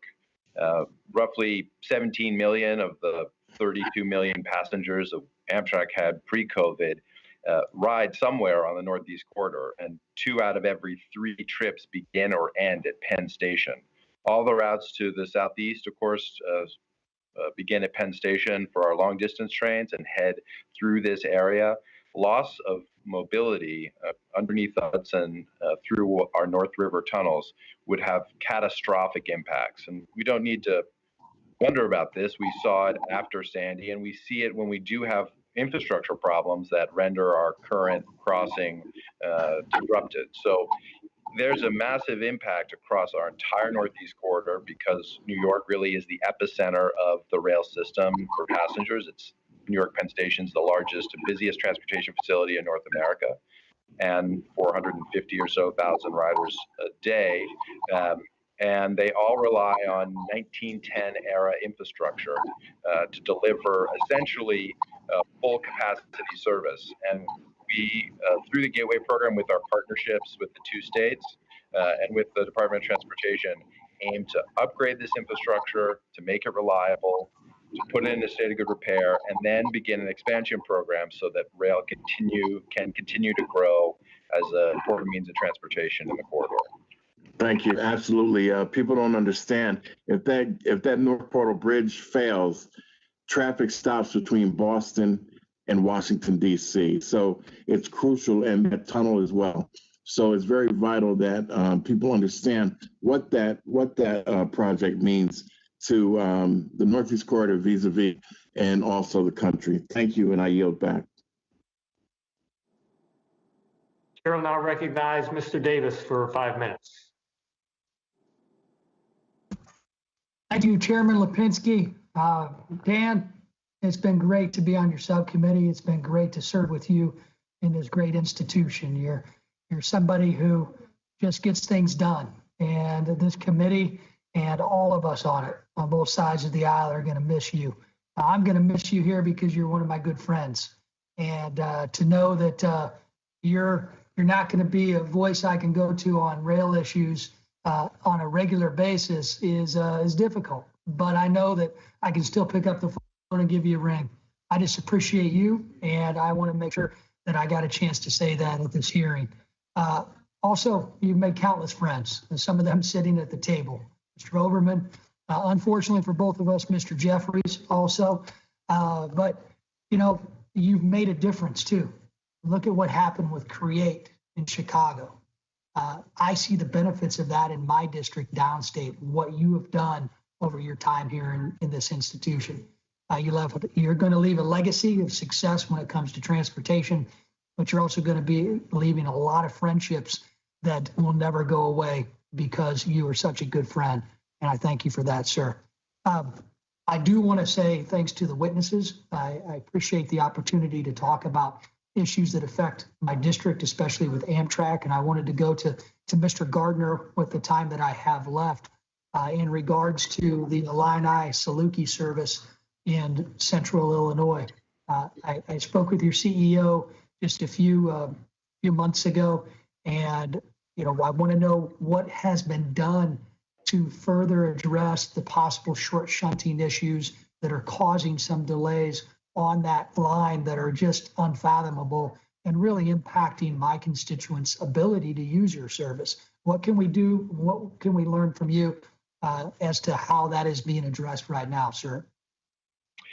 Thank you very much for the question, Congressman. As you referenced, we have a unique condition on that line with Canadian National, where we've had some issues with shunting, and this is shunting of the circuits for grade crossing protection. We've been doing cooperative work with CN to try and identify and rectify this issue. It's a complicated set of circumstances to try and figure out. In the immediate period, we have addressed the issue by having additional fleet that allows us to operate through this section. And current performance with Canadian National has actually become quite good. We think they've made dispatching improvements, and we're at roughly 80% on-time performance for the current route as a result of improvements that CN has made. We continue to work with CN on looking at some technological solutions. We have some new technology that's coming, a little bit delayed by COVID, and being able to get both some equipment and expertise from overseas relative to some technology we're looking at. But we are working cooperatively with CN. We have a good relationship there, and are seeing in the immediate period better performance.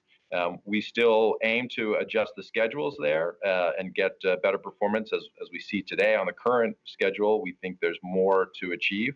And we think with the new metrics and standards rule and being able to redistribute the schedule time for customer OTP, we can get further better performance. But right now, we continue to work with CN, and we're going to be trying out some new technology here shortly. And we're dealing with the immediate issue by having lengthened trains. Thank you. Well, I appreciate that. And as I said my previous questions, your CEO, Mr. Flynn, that we are, now's the best time when ridership is down to address these technological issues. Do you know if the Illinois Department of Transportation has been able to place any orders on the technology that could be helpful in addressing this short shun issue on that route, since it doesn't seem to affect any other Illinois routes?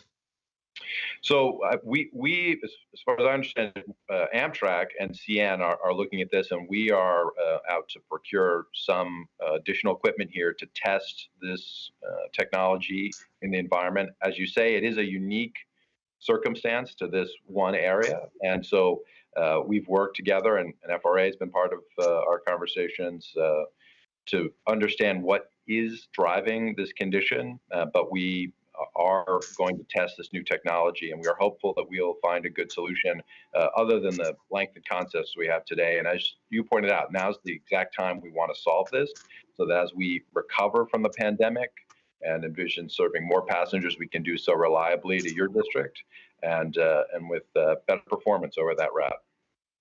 Well, as you can tell, until we see some solutions, I'm going to continue to ask you to address this issue, and probably with a little more impatience each and every time. I certainly hope we can continue to work together, and I appreciate the information and also being here today to answer our questions. And with that, Chairman Lipinski, probably for the first time ever, I'm actually yielding back some time. Well, it looks like you're yielding back time, but actually the clock started late. So I appreciate that. I appreciate you not taking the extra time you're given there. But thank you for your kind words, and good luck with everything moving forward. Thank you, sir. Chair will now recognize Mr. Malinowski for 5 minutes. Thank you so much, Mr. Chairman, and thank you for your continuing service. It has been such a pleasure for me to work with you and learn from you in the last couple of years.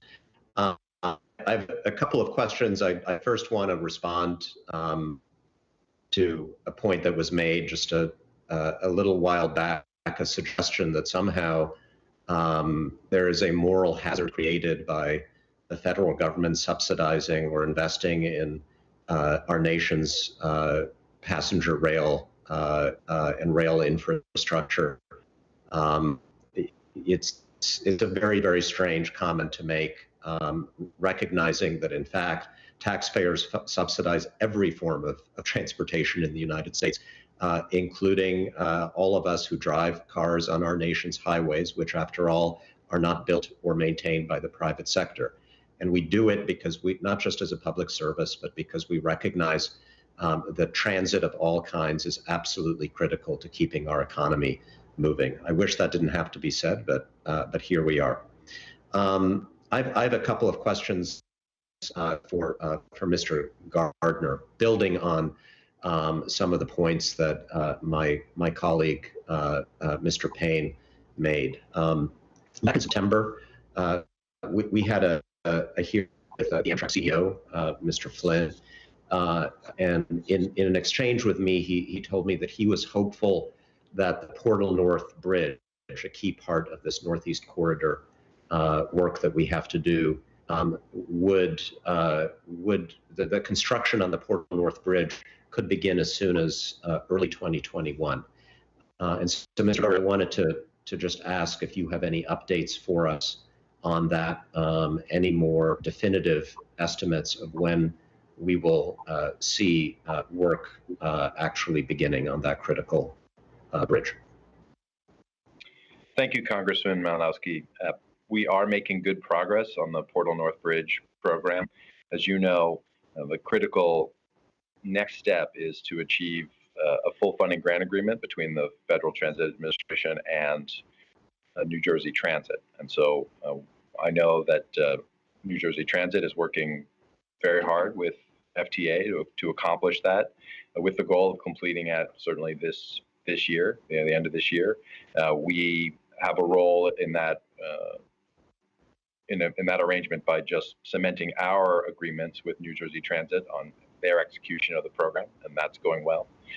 If we are able to complete that work, then New Jersey Transit, I think, will begin the process early next year of going out to market and looking at ways to start the full construction next year. So that's the critical last piece of the puzzle.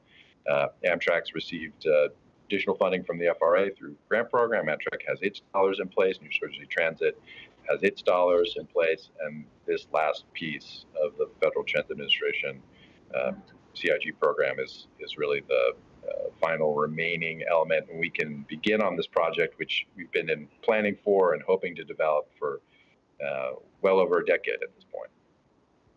Great. Well, that's good to hear. And then, of course, there's the Hudson River Tunnel. And, you know, I trust you agree it's promising that on January, we will be swearing in a guy whose nickname is Amtrak Joe to be President of the United States. There have been a number of blockages to proceeding with this next critical stage of the Gateway project. And I wonder if you could talk a little bit about some of the procedural levers that a new administration could pull to allow this project to go forward. Specifically, what are some of the early steps a new administration committed to completing this project could take, should take, to let it get started? Thank you. Well, there are really three, I think, core steps that immediately need to be taken in order to advance the program. First, like the other witnesses here today, Amtrak is in dire need of additional support financially to get through the COVID pandemic. And we've requested $2.9 billion in additional funding to be able to fully restore our service, recall employees who are furloughed, and keep our capital program going. That's important because if we don't do that, we don't have the capital dollars at Amtrak that will be necessary to undertake some of the elements of the Gateway program. So that's essential. Number two, we need the record of decision to be finalized for the Hudson Tunnel EIS. This is an environmental impact statement. The department has been reviewing that for several years now, and that record of decision, final EIS, needs to be issued. With that, we can begin a whole series of activities to advance the program right away. Next, we need support from administration recommending that the Hudson Tunnel program be funded through the budget process for the CIG program, start to build the financial capacity to undertake the project. So those are all important early steps. And we are ready to go at Amtrak. Even in these very difficult times, just to put that in context, we had 13,000 passengers yesterday on the Amtrak system instead of the normal 100,000 we would have in a day. So very challenging times, but we are continuing to keep our capacity to advance an essential project like Gateway so that when we come out of this pandemic, we are there to serve America and increase rail's role in the region. Thank you so much. I yield back.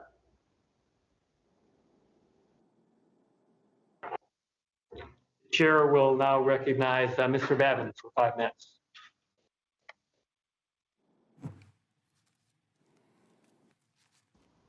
Thank you, Mr. Chairman. I appreciate it. Good morning to you all, and thank you for participating in this hearing today. As you may all know, the Texas High-Speed Rail project is fairly controversial. Costs have tripled, even though construction has not started. There is opposition from local officials and landowners, and the company in charge of the project, Texas Central, has reneged on their original promise that the project would be privately financed. Most recently, House Democrats included an earmark for the company in their partisan infrastructure package, H.R. 2, that would alter the credit risk premium and make it easier for the Texas High-Speed Railway to get federal RRIF loans, leaving the taxpayers across the country on the hook if the project fails. To that, Texas Central claims that they are unable to pay for the risk premium up front for this project and have requested legislators to change federal law in order to help them qualify for a loan that they otherwise would not be able to receive under the standard rules.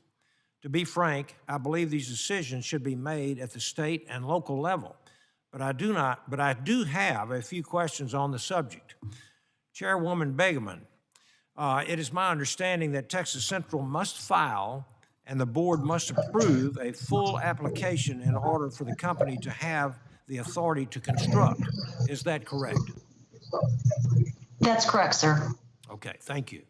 And again, to you again, Chairwoman, what role does the financial feasibility play into the board's decision to grant or to deny a full application to the board for construction and operational permits? I would say it will have an important role. I don't want to prejudge an outcome, so I'm going to sort of give you more of a historical viewpoint. A few years ago, the board considered a case from an entity that actually wanted to develop a very large freight network around the Chicago area. As you can imagine, it had quite a bit of attention and I would say controversy from many communities and leaders, and of course also had a lot of proponents. And one of the things that the board asked the applicant to do or the advocate to do was to disclose what their finance availability was in order to complete the project. And we learned roughly that they had $113, and that was really all the board needed to say no. Okay, thank you very much. Mr. O'Toole, does it worry you that Texas Central's project costs continue to skyrocket, lacks the necessary land to build the train, and that some transportation experts like the Reason Foundation have noted that the company's ridership projects are inflated? Well, even if we accept the ridership projections of the Texas Central at their current estimated construction costs, they would have to charge every single rider $255 per one-way trip to just cover construction costs amortized over 30 years. And additional, they would have to charge enough to cover operating costs. So the tickets would start at $300. You compare that with the cost of flying in the same corridor, which would be faster. Currently, Southwest and American and other airlines are charging about $100 a ticket. There's no way that Texas Central can be competitive. And the whole problem with high-speed rail is that it requires a huge amount of expensive to build and expensive to maintain infrastructure that the airlines don't need. Basically, the airlines' infrastructure is the air. So they don't need a lot of infrastructure, and so they can be extremely competitive. The whole idea that airlines are only competitive at above 500 or above 600-mile distances is belied by the fact that there are 35 to 45 flights a day between Dallas and Houston.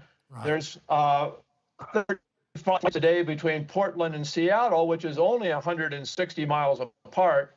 There are a lot of places where there are a lot of flights that are much shorter than 600 miles, and most of the people on those flights are just going from point A to point B. They're not using it to connect to other places. Thank you very much. Just a few seconds left, and back to Chairwoman Begeman. What steps will be taken by the board to address that the serious financial concerns raised by the local landowners and officials are adequately addressed? Sir, we have a process where anyone is allowed to participate in our proceedings, particularly on a situation a situation involving a proposed high-speed rail project or a proposed freight project. Communities, Congress people, senators, anyone can submit their views to the board, and they will be posted. The board will consider them. We read all of our filings, and we will certainly, take everyone's views into account and try to make the most appropriate decision based on the law and the facts. Okay, thank you very much. Thank both of you, and I'll yield back, Mr. Chairman. All right, so we're going to go to.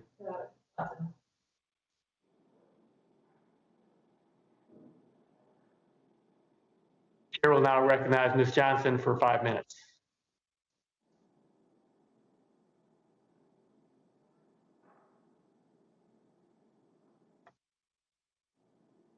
Is Ms. Johnson there right now? All right, the chair will recognize Mr. Garcia for 5 minutes. Thank you, Mr. Chairman. And before I make my remarks, I also want to note that you will leave a great legacy, a second generation legacy during your time and service on this committee that will speak loudly for itself. I want to thank you for all of your service over all of these years, and I want to pretty much echo the sentiment expressed by my colleague from Illinois, Mr. Davis, earlier. Thank you, Mr. Chairman and Ranking Member, for putting together this all-important hearing, and thanks to our distinguished witnesses. I'm always delighted to welcome folks from Chicago, and I'm glad to have Metra, our commuter rail in Northeast Illinois, joining us today. A shout out to both Chair Romaine Brown and Vice Chair Marty Oberman. Commuter rail, like many of our critical transportation modes, like the aviation industry, transit, etc., have been hit particularly hard by COVID pandemic. Each of you gave us a snapshot of how dire the situation is for your organization. Rising cases across the country and the reissuance of stay-at-home orders is devastating for the transportation sector. Behind those numbers are the employees, our frontline essential workers who are on the brink too. Mothers and fathers scared to bring COVID-19 home and expose their families, but still they roll up their sleeves and they head to work every day, keeping our economy and many other essential workers like doctors and nurses on the move, whether it's commuter rail or our public transportation agencies. We need to get it straight. Keeping our public transportation agencies, including commuter rail, going, it's not just an option, it's a lifeline. It keeps our essential workforce going, and now more than ever, government must step up. That's why I fought hard to build support for the $25 billion in the CARES Act and the additional $32 billion in HEROES. This aid cannot wait.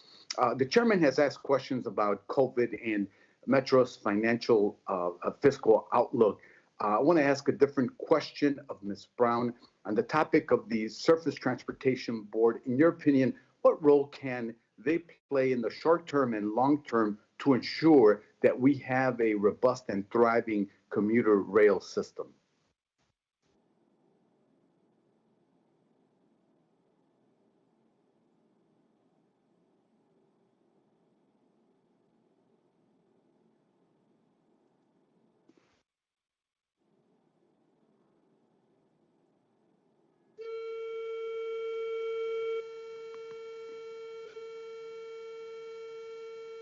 Ms. Brown?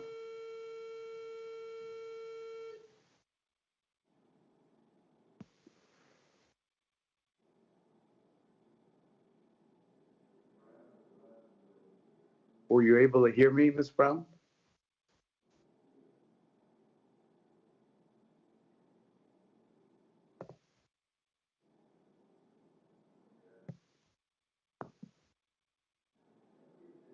Can Ms. Brown hear us? Perhaps you're having technical difficulties.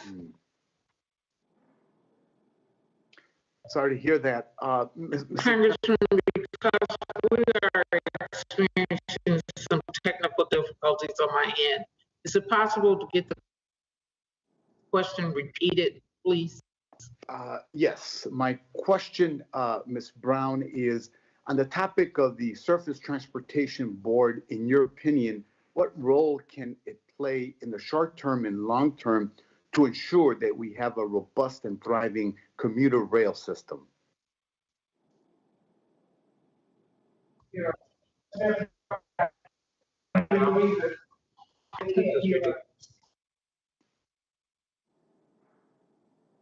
Was that audible?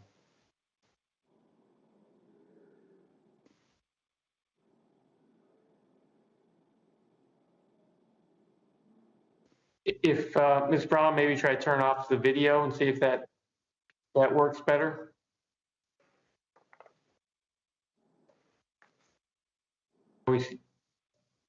Yeah, video is going on and off, so we can get Ms. Brown. If not, if Mr. Garcia wants to decide if he wants to move on or.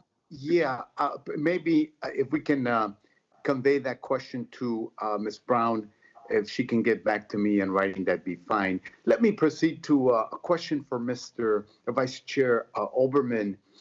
In the past years, when Amtrak established new or expanded service, host railroads often sought levels of infrastructure investment that were vastly different from Amtrak's estimates. The process for restoring disputes around infrastructure improvements between Amtrak and its host railroads can take years and leads to unreasonably long delays in providing the public with passenger rail service they need. What tools does the present Surface Transportation Board need to expedite the process of adjudicating disputes between Amtrak and various host railroads? Well, that's an excellent question, Congressman, and it's great to see you today. And I'm delighted to see so many members of the Chicago City Council and Metra represented at this hearing, of which you and I are graduates of both, or at least one. As Chairman Begeman outlined at the beginning, the board has limited jurisdiction currently over matters involving the freight railroads and Amtrak.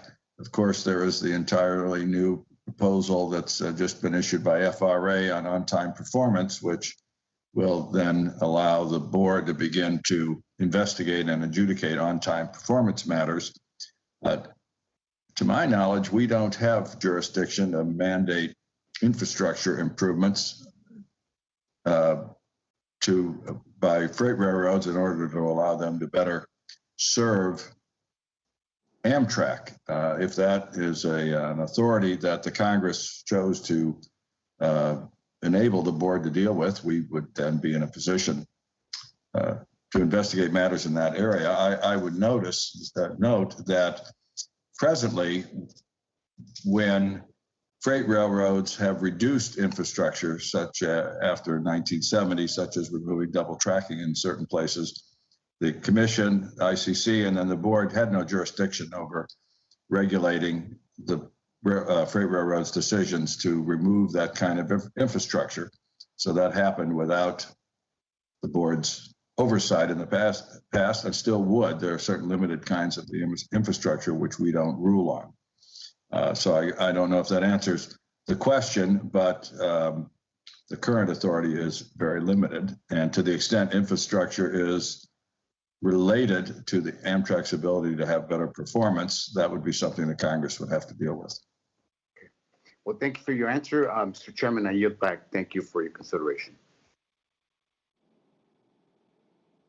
Thank you. The chair will now recognize Mr. Pence for 5 minutes.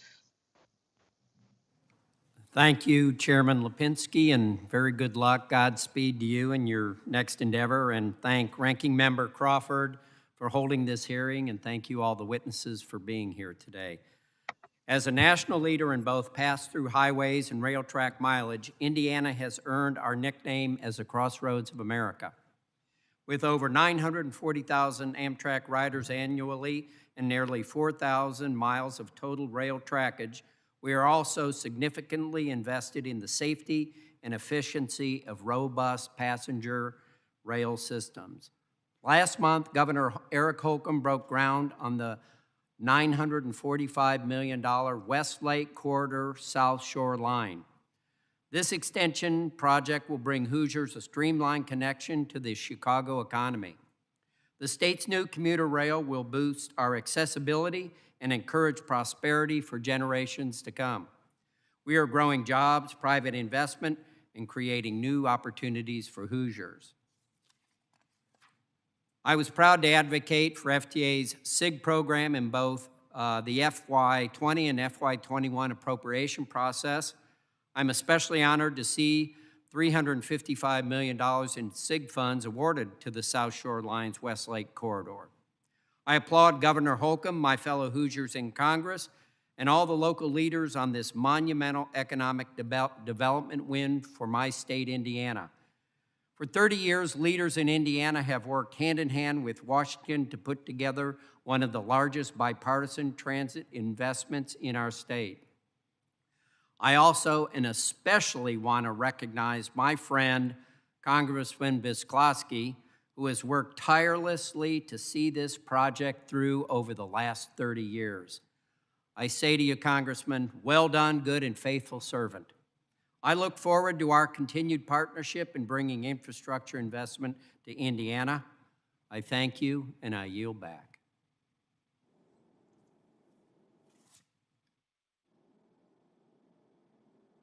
Chair will now recognize Ms. Norton for 5 minutes.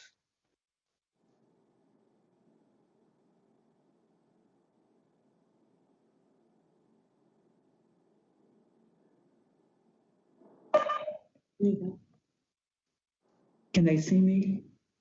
Yes. I hope you can hear me, Mr. Chairman.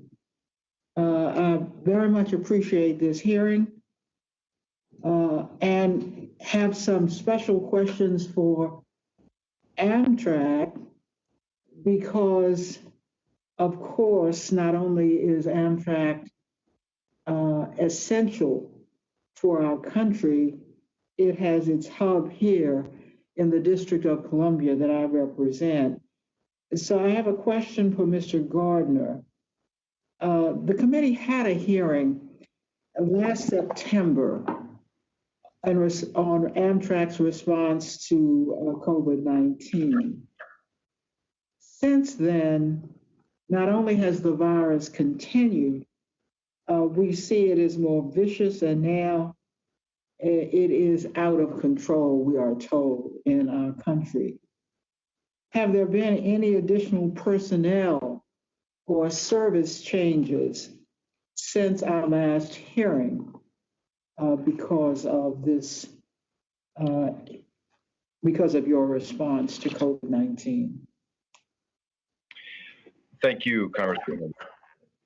As you noted, the rate of infections have dramatically increased, and we are seeing impacts on our network. We've seen an increase in positive cases for our employees, and we have seen some reduction in ridership.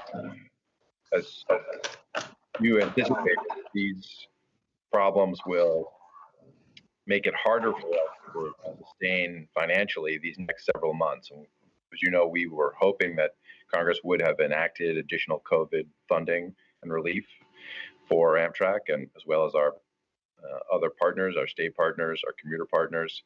That has not yet happened, and we have taken a series of steps to try to maintain the financial footing of the company, but the current rise in cases does give us concern about additional revenue that we had hoped for, anticipated over these next several months, and again reinforces the really urgent need for Congress to provide supplemental support so that we can maintain proper service, keep our employees working, and be prepared to recover. Well, I'm concerned because Congress itself invested in Amtrak when there was concern that we wouldn't have any more Amtrak.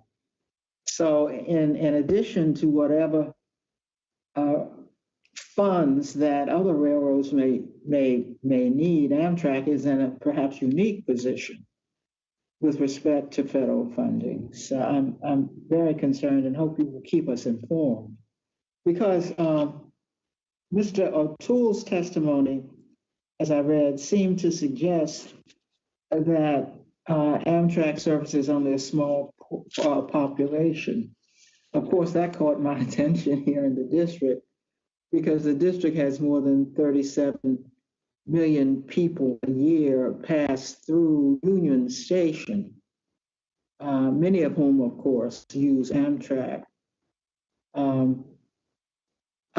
Can you speak to the unique role that Amtrak plays in our transportation system. You know, we know it's used heavily here on the East Coast, but it's used around the country. Could you speak more generally to Amtrak's role in our transportation system in the East Coast and nationwide? Absolutely. Thank you for the question. Mr. O'Toole's testimony seems to, in a way, prove our point, which is that Amtrak is an excellent addition to mobility in places like the Northeast Corridor, where we have good infrastructure, multiple frequencies, and competitive trip times. And we make a huge impact on the many million riders a year who provide this, who take our service, as you know, and we provide significantly more trips between Washington and New York, for instance, than the airlines. And this infrastructure does far more than just support Amtrak. To his point about depreciation, the depreciation associated with that infrastructure provides essentially over 2,000 daily trips pre-COVID of trains up and down the corridor, serves 750,000 passengers a day, 260 million trips a year, because it covers not only Amtrak, but 8 commuter users, 4 freight users. It's a national infrastructure that serves an entire region, and not any region, a region of more than 50 million people producing 20% of the GDP. So that capital investment is one that the federal government has made through Amtrak and is there producing tremendous results. What we aim to do is take this successful prototype, and we have other examples in the Midwest and the Chicago hub, as the chairman well knows, in our California services, which supported by the state of California and Pacific Northwest, examples where passenger rail makes a real contribution, and it does so by offering trip time competitive trips, multiple frequencies, and reliable service. The reason we aren't doing more in the United States and aren't able to provide more value is because we don't have great access to the rest of this large network around America. There are many areas where passenger rail can provide the kind of meaningful service it does in the Northeast, but we need a fair and quick way to get access to the infrastructure to provide such trips, and appropriate funding through both the states and the federal government. You say you don't have access. When you say you don't have access to the rest of the country, what do you mean by that? So, Congresswoman, under statute, we are given the right to use freight railroad infrastructure across the network, but the process of doing so is very cumbersome and difficult. Not all, but some of our freight colleagues really look to make it very difficult for us to use their infrastructure to add service or start new routes. And is there anything Congress can do about that? Yes, and in fact, already in the Surface Transportation Reauthorization bill you put forward for the committee and passed the House, we make some important changes to statute to help speed up our process and give us more rights, help us achieve the preference we should get under statute over freight transportation. We need those provisions to be enacted into law, and we could use your support in terms of funding and resources for the STB so they can carry out their roles as well. I appreciate that. When you consider the concerns that we have about transportation, this is one of the cleanest forms of transportation in the United States or in the world. If I have time, I have a question for Mr. Skouloudis, because in his testimony, he says that APTA commissioned a study of COVID transmission on transit and found no direct correlation between the use of urban transit and transmission or contraction of the virus. I was impressed by that, and I wondered why so. Is it because there are so many rules, because of the enforcement of rules, because people are abiding by the rules? Could you speak to that, sir? Thank you so much for that question. In the weeks following the outbreak of the pandemic, we saw quite a bit in the media about the genesis of where these contractions were occurring from the pandemic and the virus, and a lot was attributed to, I think, inappropriately, to public transit use. And so we looked around the world really to gain experience of what has transpired over these many months since the pandemic outbreak, and have determined both in Asia and in Europe and really here in the United States, the studies that have been done found that public transit is not the source of that. In fact, oftentimes it's the endpoints where people are starting, perhaps their homes or some other place of destination. You know, people are on transit generally for a pretty short period of time. And our agencies have all adopted very rigorous disinfecting and cleansing protocols that they've put into place really since the very beginning of the outbreak in March, including— There's no correlation. So if somebody's infected and they board a transit, of course they're bringing that onto transit. Are you saying they're there for such a short period of time that the virus isn't transmitted while in Germany? Well, I think what the studies have shown is with all the measures that transit has put in place, the wearing of face coverings by their own employees, the frontline workers, encouraging, if not mandating as such, by riders, and all the cleaning, again, that has been done at stations and at rolling stock buses and trains, it really has diminished that possibility.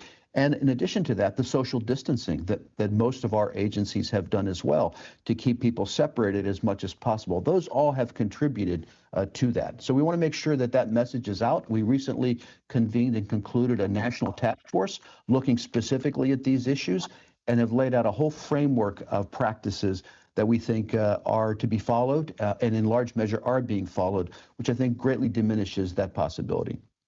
That's very helpful to hear. Thank you. And I thank you very much, Mr. Chairman. Thank you, Ms. Norton. Mr. Catellus, Chair will now recognize Mr. LaMalfa for 5 minutes. Thank you, Chairman Lipinski, and I just wanted to say it's been a pleasure.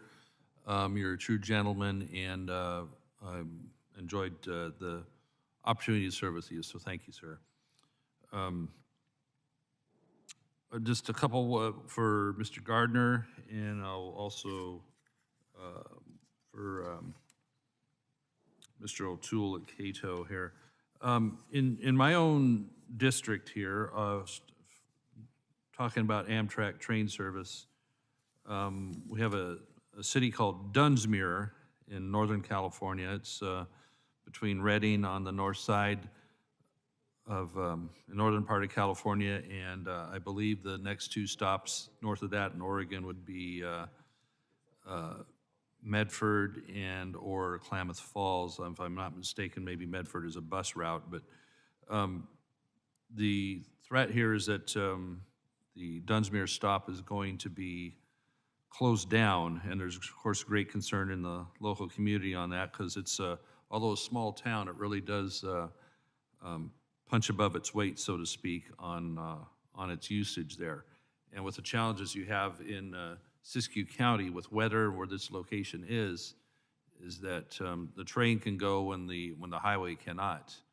And this station is really the only non-roadway transportation link in the area there in Northern California. So the loss of the station would be pretty devastating for passenger service and a lot of just local transportation concerns in the region. So for Mr. Gardner, again, we've several occasions this year because of during CARES Act and COVID response, taxpayers were pretty generous with Amtrak and expect service from that, or at least the availability of service. When $1.02 billion in March via CARES Act, and then requests later for $1.475 billion, and then even in late, that was in May, then August, a number of $2.05 billion that got kicked up to $4.8 billion. So a lot of dollars being pushed around, and I'm certainly not anti-rail service, but we have great concerns that are we getting the bang for the buck to our taxpayers in order to keep this alive and viable, especially with the closure of stations and the cutback of trains. So is this right, Mr. Gardner, for us to be witnessing the possible cutback of even more service, especially what we're talking about in Dunsmuir, California, which is a really important link in a tough transportation situation? Thank you very much for the question. I had the pleasure of being to Dunsmuir, a beautiful part of California. And in fact, we fully intend to continue to serve Dunsmuir. I think what you, it's part of our Coast Starlight route, and probably what you are aware of is that we've had to reduce service to 3 times a week for our long distance network. That is actually because we were unable to achieve the additional funding we had requested from Congress in order to forestall those kind of cuts. And so we fully intend to restore that service back to 7 days a week and of course serve Dunsmuir. So that's why we've asked for these additional dollars. We do want to continue to serve Dunsmuir and bring the long distance network, including the Coast Starlight, back to its 7-day-a-week schedule. Let me ask a technical question on that then. Are the trains traveling through 7 days a week, but they just don't stop each time? Or is it that you're just not running trains at all through the entire region 7 days a week? The latter, Congressman. So we are only running that train 3 times a week. So it's not running on the other 4 days. And we've done that in order to reduce expense because we've not been able to receive additional funds for FY21. As you noted, we did receive funds in FY20 under the CARES Act, and that was essential to keeping the long distance network operating at 7 days a week. But without additional funding, we've had to take these steps to reduce cost and service to meet the very, very low demand. So yesterday there was 2,500 passengers on our whole long distance network. But we intend to fully restore that service as soon as we're financially able to, and or when demand returns to its other levels. Okay, I can certainly see that. So is there a scenario where you would have run trains through there that don't necessarily stop but keep going? And if you're running the trains, will you continue to use each of the stations that you have in the past, including Dunsmuir? Yes, certainly. I'm aware of no plans that Amtrak has to not service Dunsmuir, and we are. The only reason the service is reduced is because the train frequency has been reduced. And as we increase that frequency with Congress's support, we would be able to increase service again. Okay, because when you see service that way, then you see people go to other modes, if at all possible. So you lose that market share, and I think we've seen that in the past with others. Once you reduce it, maybe they don't come back when they find other ways to do that, but that wouldn't necessarily apply to this region here. So I wanted to also delve into another thought here too. And it was talked about earlier. I'm sorry I had to go out of the room for yet another Zoom call. How would giving Amtrak greater preference over freight trains affect Amtrak's ridership? I mean, because we know freight is an extremely important and big part of rail usage. And if this was asked earlier, forgive me, but if Amtrak got greater preference in order to try and present a better saleability to passengers, what kind of payoff would you see in that, you think, as far as greater usage by ridership? Yeah, it's a great question. We think that the poor on-time performance that many of our routes have is a significant impediment to ridership and revenue growth.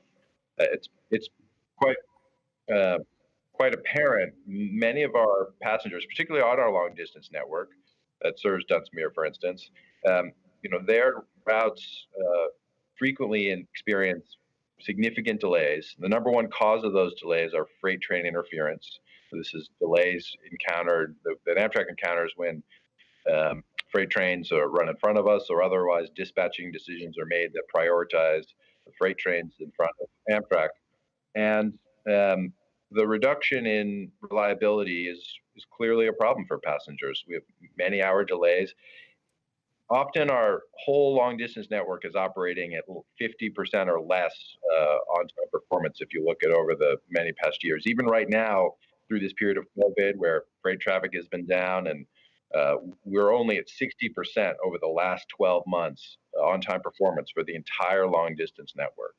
So we see very difficult sort of struggle to market these trains to riders, particularly on the shorter distance, because I have to economize my time here. I'm sorry, but so what do you think? What is there a number? Can you put your finger on how ridership would improve if you could improve those numbers?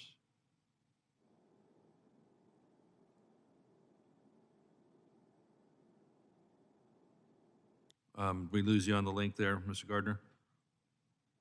Let me jump to Mr. O'Toole while that spools back up, hopefully. Same question, Mr. O'Toole at Cato. Would you see Amtrak, would it improve Amtrak's ridership, you think, if we were able to somehow accomplish a greater preference over freight, which isn't necessarily my position, but I want to ask the question. Well, as a resident, if you can make this a brief answer. Okay, I'm sorry I'm long-winded, but as a resident of Chairman DeFazio's district, I've been to Dunsmuir many times, both by train and by automobile, and I can tell you fewer than 15 people a day get on or off an Amtrak train in Dunsmuir. Now, I think it would be great if we had 2 trains a day between Seattle and Los Angeles, and one of them were able to serve Dunsmuir in daylight, and the other one at nighttime instead of just one at night as it is today. But effectively, Amtrak's market share in that corridor is indistinguishable from zero. So even if you had 2 trains a day, even if they ran on time every day, you might be able to double that from 0 to 0. It's not going to be relevant. It's going to be extremely costly, but not relevant. All right, Mr. Gardner, are you back up? Thank you. Again? I am, yeah. Well, if you can make this quick. Yeah, please. Yeah. We think there'll be a significant increase in ridership. We've seen it that every point of on-time performance equates to increased ridership and revenue, and our costs would significantly be reduced if we didn't incur as much delay, because we take lots of cost as a result of delay. When do you anticipate going to 4 a week or 5 a week, up from the 3? Well, it depends. This will have to be the last answer here. Thank you. If we receive the funding we've asked for, we would restore our service as soon as possible. Thank you. Thank you, Mr. Chairman. Thank you. Chair will now recognize Mr. Weber for 5 minutes. Thank you, Mr. Chairman. And let me say to you, Dan, we're going to miss you. You are one heck of a stand-up guy. So I just appreciate having served with you. I'm going to go first to Mr. O'Toole, if I can. Mr. O'Toole, one of our questions is, how does Amtrak compare to airlines and motor vehicles in terms of ridership, and then also in demand and profit? And then I'll expound on that a little bit. How does Amtrak compare to airlines and motor vehicles in terms of ridership and profit? Well, motor vehicles effectively have 90% of the market share in this country. Airlines have 10%. Amtrak and urban rail transit has well under 1% together. Amtrak's is 0.1% of all ridership. And I'm going to be a little brief if I can. So obviously the profit's going to be way down. And in some sense, I think we would all agree that's really not, that's almost apples and oranges. It's not a fair comparison per se, but it does point out some interesting things. The number of jobs, if you know, that Amtrak represents, and then the freight rails, we're going to focus on just the freight companies themselves. What's the difference there in jobs? Does Cato know that? I don't have those numbers offhand. Stephen Gardner might, but obviously the freight rails, which move 1/3 of all the freight moved in this country, are going to have a lot more jobs. But the interesting thing is they are have very high worker productivity, whereas Amtrak has extremely low worker productivity. For the number of passengers carried, it requires a lot of workers.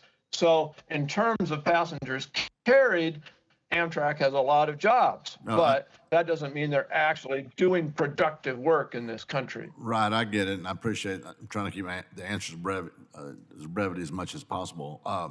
Before the departing chairman, who's a stand-up guy, kicks me off. So I do want to go to Mr. Gardner. Do you know the answer to that question? Well, Congressman, I believe the freight railroad industry is about 150,000 employees. We're roughly pre-pandemic a little bit shy of 20,000. Okay, thank you. Yeah. Well, thank you for Congressman, that. And then let me go very brief. If I could chime in on that, absolutely. Freight rail employs about 150,000 right now, and salary and benefits totaling into six figures. When you look at the economic impact of freight rail, we're talking about 2.1 million jobs, direct and indirect impact there. Right, and that's one of the major points on this discussion, in my opinion. What kind of money, and I'll stay with you then if I can, what kind of money has the rail companies invested in the infrastructure? And then you have to ask the same question, what has Amtrak invested? Back to you. Sure. So annually, freight railroads are investing about $26 billion in private capital back into their networks. And when we chart that back to partial deregulation in 1980, well exceeds $700 billion in private capital investments. And Mr. Gardner, how about Amtrak? Amtrak's been investing about $1.2 billion, $1.3 billion per year over these last several years in our network.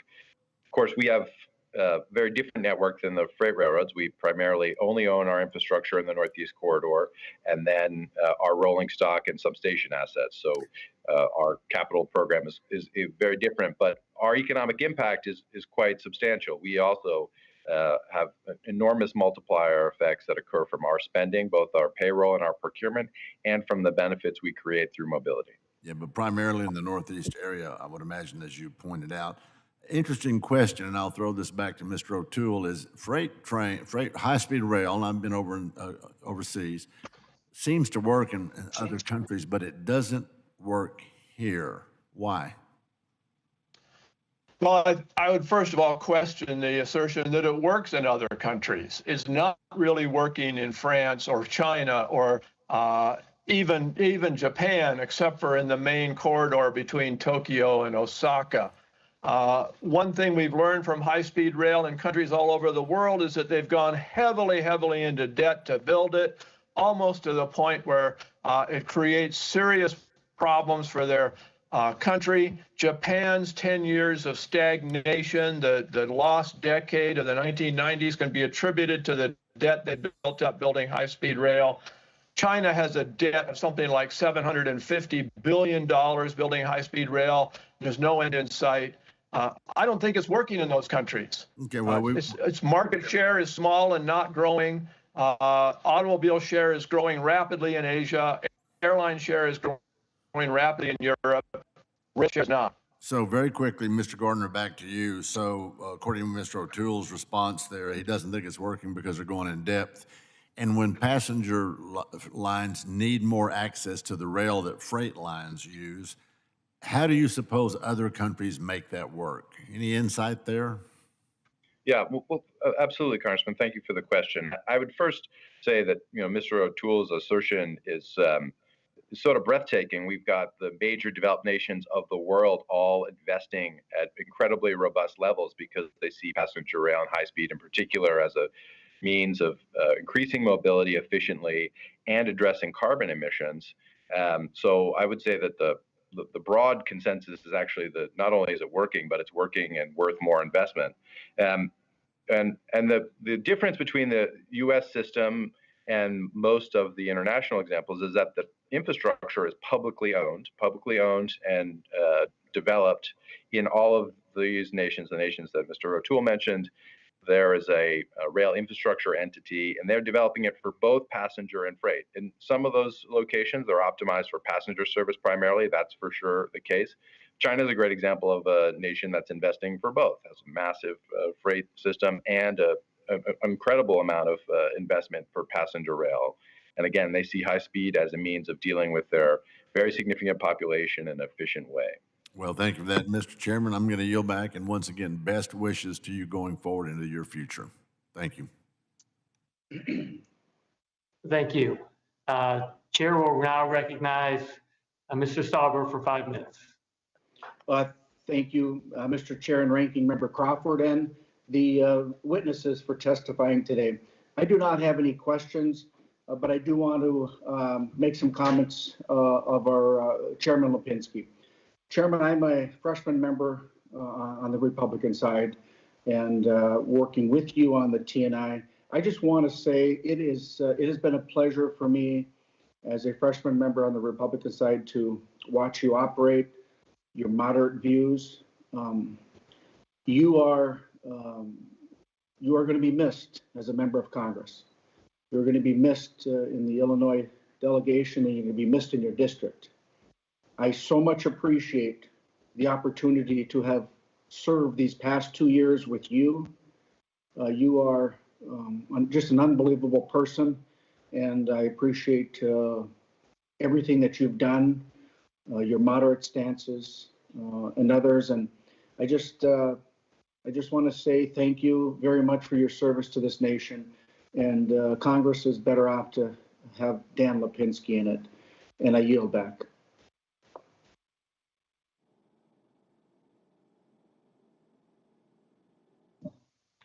Thank you very much, Mr. Stauber. You waited all that time just for that, so I appreciate it. And thank you for all your work in what you've done in trying to get some important things done for our country. With that, we are going to wrap up this hearing. I thank everyone all the witnesses for their indulgence. It's been 2 hours and 40 minutes, so it's been a long hearing. I very much appreciate all of the testimony here today. And before I finish up the hearing today, I want to make sure that I thank the staff of the subcommittee for all their work this year. Andrea Wallenberg, Alice Cope, Catherine Ambrose. We had Liz Hill here until she moved on to Greener Pastures as the director. And I want to thank very much Alka Maher Piersma. Alka stepped in when Liz left in the middle of the year and did an excellent job with the subcommittee. So I want to thank all of them for the work that they have done. I just was listening to Al Franken's book about his career in the Senate and said how he learned he's never supposed to say that staff did anything, that it's all the senator. And unfortunately, that's oftentimes the way it is up here on the Hill, that we, the representatives and senators, are supposed to take all the credit for everything, but everyone who really knows how things operate knows that the staff does a tremendous amount of work and is responsible for most things that get done here. And I also want to thank Alex Speckman on my committee, on my staff who does my committee work for the Transportation Committee. Thank Alex for all of his great work for me. So again, thank you to the witnesses for your testimony.